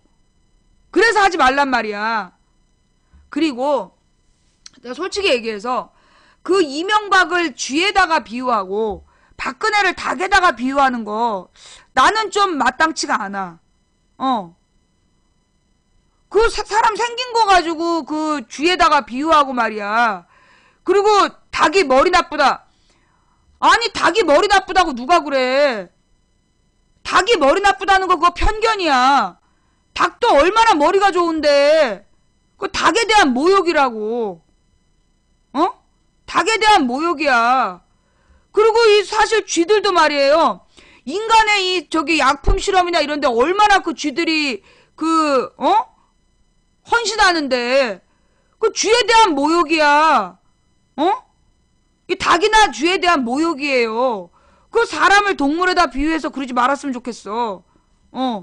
그러면서 치느님 그런다? 한쪽에서는 박근혜 닭이라고 그러놓고 한쪽에서 치느님 그럼 박근혜 치느님이야?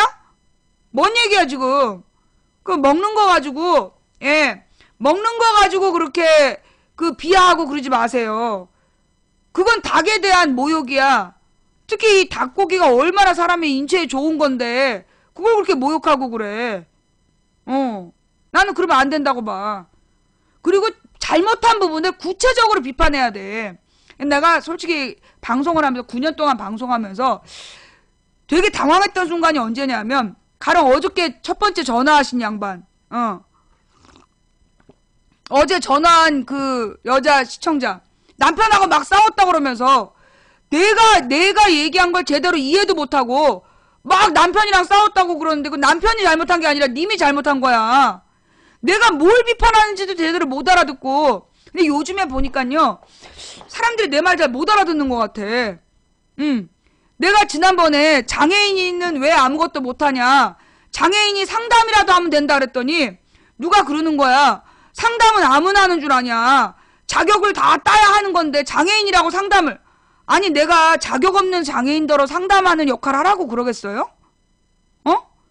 아니 내가 자격증을 따지 않은 장애인인 무조건 장애인이니까 상담시키라고 한 사람이냐고. 요즘에 보면 우리 시청자들이 내 말 잘 못 알아듣는 것 같아. 아니 내가 너무 말을 빨리 해서 그런가? 사람들이 좀 말귀를 못 알아듣는 것 같아요. 예. 그러니까 이게 보면 그러니까 나의 저기 지난 뭐 팟캐스트가 내가 이 김기종 씨 사건을 저쪽에 자작극이다라고 얘기했다라고 방송을 했었다며. 그랬다가 그게 아니다. 망치 부인은 그런 말 한 적이 없다라고 정정을 했다는 거야. 나에 대해서 되게 긍정적으로 얘기를 했는데 내가 하지 않은 말을 그렇게 했다. 그래놓고서는 이제 나중에 사과를 한 거예요. 근데 우리 방송을 듣는 시청자들 중에 보면 내가 했던 말을 온전히 이해는 못했는데 그러니까 가령 내가 제일 싫은 게 무슨 말이냐면 텔레그램으로 자기가 누구랑 논쟁을 하는데 막혔다. 뭐라고 얘기를 해야 되냐 이러면서 글 쓰는 사람들이 많아요. 나 그 말 제일 싫어해. 텔레그램으로 나한테 텔레그램이나 문자로 자기가 누구랑 논쟁을 하는데 여기에서 말이 막혔다는 거야. 이럴 땐 뭐라고 대답을 해야 되죠? 이러는 거야. 논쟁은요. 자기가 완전히 준비가 안 돼 있으면 하면 안 되는 거야. 그리고 질문하는 내용도 저쪽에서 말하는 것도 터무니없이 너무나 별것도 아닌 내용이야. 근데 그 말에 대해서 대답도 못할 정도면 논쟁하면 안 되는 거예요. 보면 뭐 댓글이라도 쓰라 그랬다. 그래가지고 허위사실 막 댓글로 써. 그러면 안 된다고. 물론 우리는 표현의 자유가 있는 나라이지만 댓글을 쓸 때 허위사실을 쓰면 그것 때문에 우리가 박근혜를 비판하는 온전한 댓글들이 전부 다 허위사실로 욕먹는 거야. 무슨 얘기인지 알겠어요? 논쟁은 준비가 돼 있어도 하면 안 돼요. 아니 왜 준비가 돼 있는데 논쟁을 하지 말라고 그래. 그럼 나도 방송하지 말아야 되는 건데? 논쟁은 해도 되는 거예요. 그러나 알지도 못하는 내용을 가지고 논쟁하면 안 되는 거예요. 알지도 못하는 내용을 가지고 그러니까 자기가 스스로 완전히 알지 못하면서 막 말싸움하고 그래놓고 말싸움하다가 막혔다고 나한테 말 걸고 그런 사람이 한두 명인 줄 알아요? 그 막 수십 명이 그런 텔레그램을 보내오면 그것도 휴일에 내가 얼마나 짜증나겠어. 내가 얼마나 짜증나겠어. 예. 그러니까 그 자기가 준비되지 않았으면 절대 논쟁을 걸지 마세요. 예. 절대 논쟁을 걸지 말고 그러면 어떻게 해야 돼요? 내 앞에서 엉뚱한 얘기를 하는데요. 그러면 그 앞에서 검색을 해. 그 앞에서 검색을 하라고. 검색을 해서 기사로 보여주는 거예요. 절대 여러분이 말싸움을 하려고 그러지 말고 그 자리에서 검색을 해. 그럼 검색하면 엉뚱한 게 나와요. 검색해서 엉뚱한 게 안 나온 데가 있잖아. 한겨레나 경향이나 오마이나 이런 데 들어가서 검색을 해서 관련 뉴스를 보여주면 되는 거야. 무슨 얘기인지 알겠어요? 검색해서 이상한 내용이 나와요. 그건 이상한 데 들어가서 검색하기 때문이에요. 한겨레 신문이나 경향신문이나 오마이뉴스나 미디어 오늘이나 시사인이나 이런 데 들어가서 관련 뉴스를 검색을 하면 믿을 만한 정보가 나오잖아. 그죠? 예. 무슨 얘기인지 알겠죠? 그래서 여러분이 막 그렇게 대충 말싸움하지 말고 특히 내 말 제대로 알아듣지도 못하고 싸움 걸지 말고 망치 부인이 하는 얘기 좀 똑바로 알아들었으면 좋겠어. 내가 이제 요즘에 보면 우리 방송에 나타나는 문제점 중에 하나가 뭐냐면 내가 없을 때 다른 팟캐스트 홍보하러 온 사람들 망치 부인이 없을 때 쓱 들어와갖고 다른 팟캐스트 홍보하고 간 사람들 있어요. 그럼 안 돼. 막 무슨 팟캐스트 좋다는 둥 막 이러면서 홍보하고 그러면 안 되는 거야. 그래서 팟캐스트 활동하자고 막 꼬시고 그런데 넘어가면 안 돼. 무슨 얘기인지 알겠죠? 예. 여기 지금 중계방도 그리고 예.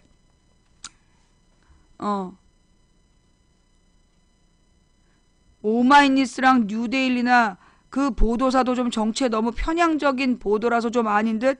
야, 어떻게 오마이하고 뉴데일리를 같이 연결을 해? 그게 왜 동급이야? 아유, 너 같은 애는 그냥 듣지 마. 너는 우리 방송 들을 자격이 없어. 그럼 언론사를 판단하는 기준이 뭐냐? 예. 언론사를 판단하는 기준이 뭐냐? 오마이뉴스가 만약에 허위사실 유포했다. 그러면 어떻게 될까요? 바로 제재 조치 들어와. 내가 오마이뉴스, 한겨레신문, 경향신문, 미디어오늘 이런 언론사를 신뢰하는 이유는 뭐냐? 이 사람들은 자체 검열을 해요. 만약에 이 사람들이 허위사실 조금만 잘못된 얘기가 나와도요. 바로 제재 조치가 들어와. 그래서 이런 언론사들은 자기네들의 보도에 책임을 져. 만약에 뭐가 잘못됐다면 바로 정정해. 그런데 채널A, TV조선 이석기 변장 도피 중 그거 해명했어? 그 명백한 허위사실이었잖아. 채널A TV조선이 이석기가 변장 도피 중이라고 그거 보도했어. 그리고 이석기 녹취록이라고 발표했던 거 그거 다 수백 군데가 조작된 내용이야. 그거 정정했어? 안 하잖아. 뭐 데일리 시리즈들의 특징이 뭐냐? 허위사실을 유포해놓고 정정하질 않아. 그래서 그건 동급 언론사가 아니야. 내가 왜 오마이뉴스, 뭐 저기 한겨레, 경향, 그 다음에 미디어 오늘, 뷰스앤뉴스, 민중의 소리 이런 언론사들을 인정하느냐? 이 사람들이 만약에 잘못된 보도를 하면요, 바로 회사 문 닫게 해. 그래서 이 사람들은 철저히 확인하고 기사를 쓴다고. 그래서 혹시라도 잘못되면 바로 잡아. 그래서 내가 이 언론사들은 신뢰도가 있다라고 얘기하는 거야. 그럼에도 불구하고 나는 이 언론사의 주장을 그럼 100% 믿냐? 난 100%안 믿어요. 한겨레, 경향, 오마이 이런 언론사도 나는 70% 정도만 인정해. 70에서 80% 정도만 인정해. 왜냐? 한겨레, 경향, 오마이, 프레시안, 뷰스앤뉴스, 뭐 민중의 소리 이런 언론사들도 자기 정치적인 입장이 있는 거야. 자기 정치적 입장이 있기 때문에 그 정치적인 입장을 가지고 쓴 기사 내용을 100% 받아들이지 않아.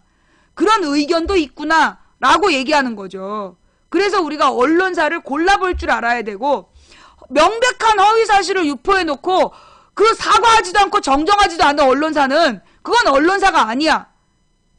우리 방송에서 여러분들에게 권해줄 만한 언론사는 한겨레, 경향, 오마이, 프레시안, 뷰스앤뉴스, 민중의 소리, 미디어 오늘, 시사인, 주간경향, 한겨레 21, 그 다음에 뭐 뉴스타파, 그리고 고발뉴스, 그리고 뭐 팩트TV 이런 언론사들은, 예, 국민TV 요런 14개 정도는 허위사실을 유포한 바로 정정보도를 해요.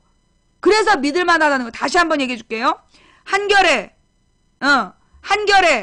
경향, 오마이, 프레시안, 뷰스앤뉴스, 민중의 소리, 그리고 미디어 오늘, 시사인, 주간경향, 한겨레 21. 그러니까 이제 그 앞에 6개는 매일매일 기사가 나오는 것들이고, 2개는 이제 종이신문이죠. 한겨레신문, 경향신문, 종이신문. 그 다음에 오마이뉴스, 프레시안, 굉장히 오래된 진보적인 신문 언론사죠. 그 다음에 뷰스앤뉴스, 민중의 소리 이런 것들도 인터넷 언론사잖아. 근데 이 사람들도 굉장히 진보적인 언론이기 때문에 허위사실을 유포하면 바로 그 정정보도를 합니다. 그래서 이 사람들, 그러니까 정정보도 안 하면 바로 고소당하기 때문에 스스로 자체 검열을 하는 언론사들이야. 그리고 또 저기 뭐예요? 미디어 오늘 이거는 기자들 중에 언론사 노조가 하는 거야. 기자 노조. 언론사 노조에서 만드는 게 미디어 오늘이야. 그래서 언론인들 중에 아주 진보적인 언론인들이 하는 게 미디어 오늘이에요. 그래서 미디어 오늘도 인정할 만한 언론사야. 거기도 이제 괜찮은 데고. 그 다음에 시사인. 이거 주간지 여기도 허위사실 유포하면 바로 고소당하기 때문에 조심하고. 그리고 주간경향, 한겨레 21 이런 데는 이제 자기네들이 그 취재해갖고 장기간 취재해서 그 보도를 하는 언론사들 주간지들이잖아. 주간지로 그 주간경향, 한겨레 21 그리고 시사인도 주간지이고 그리고 또 뭐가 있을까? 다 했나? 뭐 그 정도에다가 그 뉴스타파 심층 보도 취재 굉장히 냉철해요. 이 사람들은 정치적인 입장이 없어. 그러니까는 뭐 새누리 권은이나 뭐 새정현 권은이나 똑같은 잣대로 비판하는 언론사야. 그러니까 뉴스타파 그리고 뭐 이제 국민TV 여기도 국민TV에서 허위사실 유포하면 바로 정정하잖아. 그러니까 잘못된 보도였다, 오보였다 그럼 바로 정정해. 이 믿을만한 언론사인 거죠. 그 다음에 이제 고발뉴스 이상호 기자도 각종 고소고발에 시달리기 때문에 스스로 자체 검열을 해. 그러니까 이런 데도 믿을만하고 그 다음에 팩트TV 있는 그대로를 보여주잖아. 있는 그대로를 그대로 보여주는 거니까 뭐라고 얘기를 할 수가 없고. 그 다음에 이제 CBS에서 내가 신뢰하는 언론인은 변상욱 기자. 변상욱 기자, 김성환 평론가 정도? 변상욱 기자하고 김성환 평론가 정도는 관점이 좀 올바른 사람인 것 같다. 근데 그 김진호는 아닌 것 같아. 김진호의 그 눈 뭐 이거 하잖아. 그 사람은 좀 조중동스러워. 그래서 나는 그 김진호라는 사람의 이야기는 이게 조중동 입장이구나 그러고 들어. 그러니까 이 CBS의 박재홍 뉴스쇼 같은 경우는 사실 어떻게 보면요, 이게 뭐 우리 편이 아니야. 확실하게 우리 편이 아니라, 그러니까 박재홍이라는 사람도 진보적인 진행자는 맞지만 좀 진행 스킬이 그 철저히 중립이야. 왜냐하면 그 전에 김현정 씨가 관점을 가지고 진행하다가 쫓겨난 거 아니야. 딴 데로 이렇게 빠진 거 아니야. 그러니까 박재홍 씨는 자기 의견을 내지 않고 철저히 중립에서 방송을 한단 말이야. 근데 이제 그리고 이제 사실 변상욱 씨나 김성환 평론가 같은 경우에는 정말 관점이 좋은, 관점이 진보적이고 좋은, 그러니까 시민사회 관점을 가지고 쓰는 사람들이니까 그런 정도는 좋은 언론인. 정관용 씨도 좋은 언론인이죠. 예. 그러니까 CBS에선 정관용 그 앵커나 그 다음에 변상욱 대기자 그리고 김성환 평론가 이런 사람들은 이제 우리가 믿을 만한 언론인이고 개별적으로. 그래서 CBS는 100% 난 다 인정하기보다 그런 사람들은 좋은 관점이고 그리고 자기 말에 책임지는 사람들이고 이 나머지는 막 던지는 사람들이기 때문에 나는 안 믿고. 예. 내가 언론인 중에 제일 존경하는 게 손석희 씨죠. 예, 손석희 뉴스. 지금까지는 그 아까 14개에다가 손석희 뉴스? 이 손석희 뉴스도 사실은 지금 현재 현존하는 언론 중에 나는 가장 영향력 있는 언론사라고 봐. 나는 이거 JTBC라고 얘기하지 않아. 왜냐하면 JTBC는 손석희가 아니야. JTBC 방송 중에 보도, 특히 보도 중에서도 손석희 뉴스, 손석희가 주도하는 뉴스룸, 이거는 신뢰할 만해. 하지만 나머지 JTBC 뉴스도 나는 반도 안 믿어요. 안 봐, 아예. 손석희 뉴스만 신뢰해. 왜냐하면 손석희라는 사람이 굉장히 중립적이고 객관적으로 상황을 바라보면서도 올바른 관점이 있기 때문이에요. 약자의 입장에서 정치 권력, 경제 권력을 비판한다는 교과서적인 시각을 분명히 갖고 있으면서도 가령 한겨레, 경향, 오마이, 프레시안, 뷰스앤뉴스 이런 언론사들은 어떤 이미지냐면 얘는 너무 진보야. 너무나 한쪽에 치우쳐 있어. 그런 어떤 편견을 준단 말이야. 그래서 대중적인 그 확장이 안 돼. 우리끼리만 좋아하는 언론사야. 그런데 손석희 씨 같은 경우는 소위 보수적인 관점, 합리적인 보수 세력, 지식인 세력들도 신뢰한다는 거죠. 손석희 씨는 오랫동안 100분 토론을 진행하는 과정에서 굉장히 객관적인 입장을 보여줬기 때문에 손석희 씨 같은 경우에는 언론인들 중에 가장 내가 볼 때 대한민국에서 영향력 있는 언론인 1위가 나는 손석희 씨라고 봐. 그리고 이제 요즘에 이제 김현정 씨가 빠졌기 때문에 뭐 변상욱 대기자, 정관용 씨 이런 사람들이 이제 영향력 있는 언론인이라고 할 수 있죠. 예. 하여튼 뭐 그래서 우리가 언론을 볼 때 어떤 기준이냐라는 거야. 뭐 새누리 편, 야당 편 그건 기준이 되면 안 돼요. 자, 그럼 내가 다루지 않은 언론들이 있어. 그죠? 여러분들이 알고 있는 언론사들 중에 내가 다루지 않은 언론이 있어. 그런 언론사들은 뭐냐?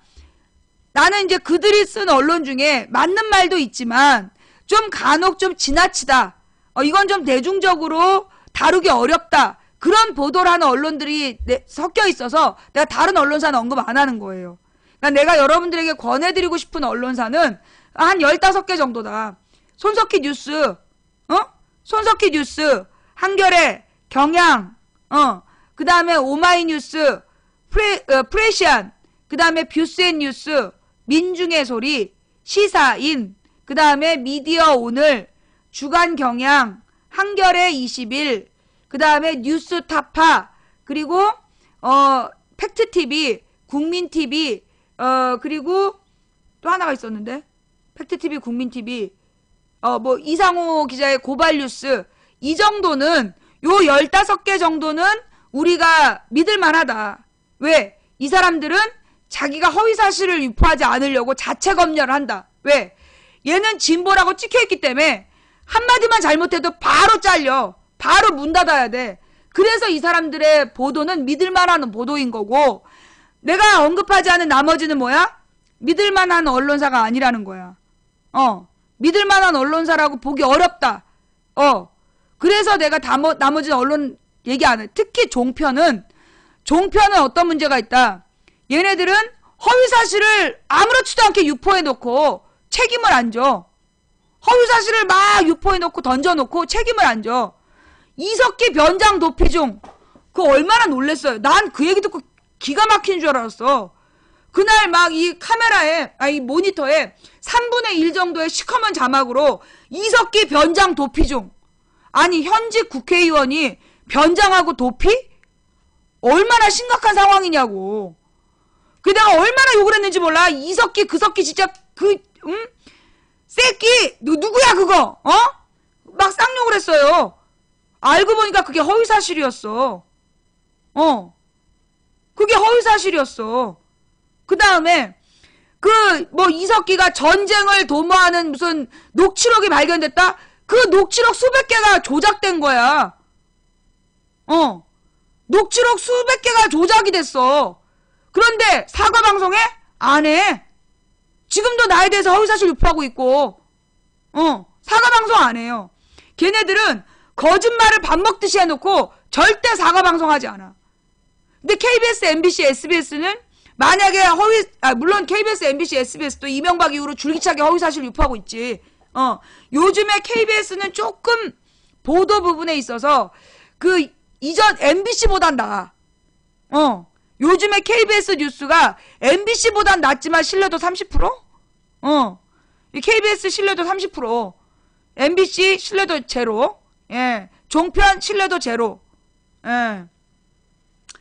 그래서 여러분들한테 권해드리고 있는 언론사는 오늘이 만우절이잖아요. 이 만우절 우리가 언론사를 보는 기준을 분명히 세워야 돼. 언론의 가장 중요한 건 뭐겠어요? 사실을 전달하는 거예요. 언론의 가장 중요 사명은 사실을 전달하는 거야. 그런데 그럼 언론은 그냥 사실을 던지기만 하나요? 아니야. 사실을 던지기만 하는 건 언론이 아니야. 그 사실을 가지고 누구의 관점으로, 국민의 관점, 약자의 관점으로 정치 권력과 경제 권력을 비판하는 게 언론의 의무예요. 중고등학교 정치교과서에 나와 있다니까? 민주주의가 발전하기 위해서 반드시 필요한 게 뭐냐면 사법부의 독립, 사법부가 정말 법과 양심에 따라 재판해야 된다는 거. 두 번째가 뭐야? 언론의 자유야. 그 언론의 자유라는 게 뭐냐면 객관적 사실을 가지고 약자의 입장, 서민의 입장에서 정치 권력과 경제 권력을 비판하고 감시하는 의무, 그 의무를 이행하는 언론이 언론사야. 그러니까 부자 편에 서서, 권력 편에 서서 부자와 권력을 비판하면 종북 빨갱이다. 얘는 언론이 아니야. 언론이 아니야. 유아다 언론. 고 마 선생께서 그렇게 언급하셔가지고 어떤 놈이 확 약을 놔버린 거 아니에요? 그런 것들은 언론이 아니야. 그런 종편이나 SBS, KBS, MBC 이런 것들을 우리가 언론이라고 할 수가 없어요. 객관적 사실에 근거해서 정치 권력, 경제 권력을 제대로 비판하고 감시하지 못하기 때문에 걔네들은 지금 언론이 아니야.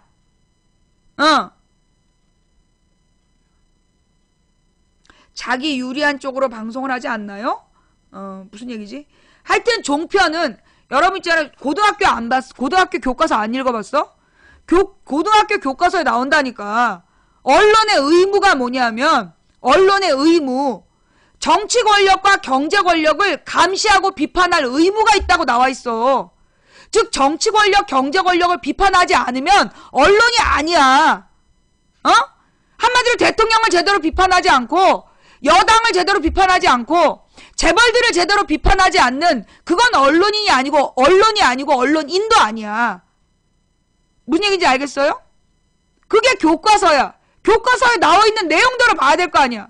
그러니까 대한민국의 언론을 아무거나 언론이라고 하면 안 돼. 언론사 여러분 있잖아요. 이 김영란법 왜 나왔냐? 실제로 저기 지방에 작은 지방지들이 있어. 그 작은 지방지들 중에 골 때리는 신문들이 얼마나 많냐? 동네 이제 가령 식당 같은 데 돌아다니면서 공짜밥 먹고 저기 용돈 달라고 그래. 용돈 안 주면 되게 지저분하다 이런 식으로 써. 그래서 막 식당 문 닫게 하고 그런 사람들이 있다니까요. 얼마 전에 뭐 언론인이 그걸로 욕 많이 먹었더만. 이 지방에서 언론인들이 용돈 받고 기사 써주기. 막 재벌들한테나 정치인들한테 용돈 받고 기사 써주는 사람들이 있다고. 그게 문제야. 그런 짓 못하게 하기 위해서 김영란법이 있는 거예요. 김영란법에서 기자가 들어갔다고 막 욕을 하는데 실제로 기자들이 진실만 보도해야 되는데 월급 용돈 받고 기사 써주는 거 그게 무슨 기자야. 그런 새끼들 감옥 가야지. 예. 그런 거예요. 그래서 여러분들이 언론을 볼 때 아무거나 막 들고 오지 말고 자기가 보도한 거에 대해서 책임을 지는 언론사 그리고 좀 알려져 있는 언론사들 많이 읽고 알려져 있는 언론사들은 자기 말에 책임을 져. 만약에 잘못 보도했으면 바로 잘리기 때문에. 기준을 알겠어요? 언론사를 선별하는 기준이 이해가 돼? 무슨 얘기인지 알겠어?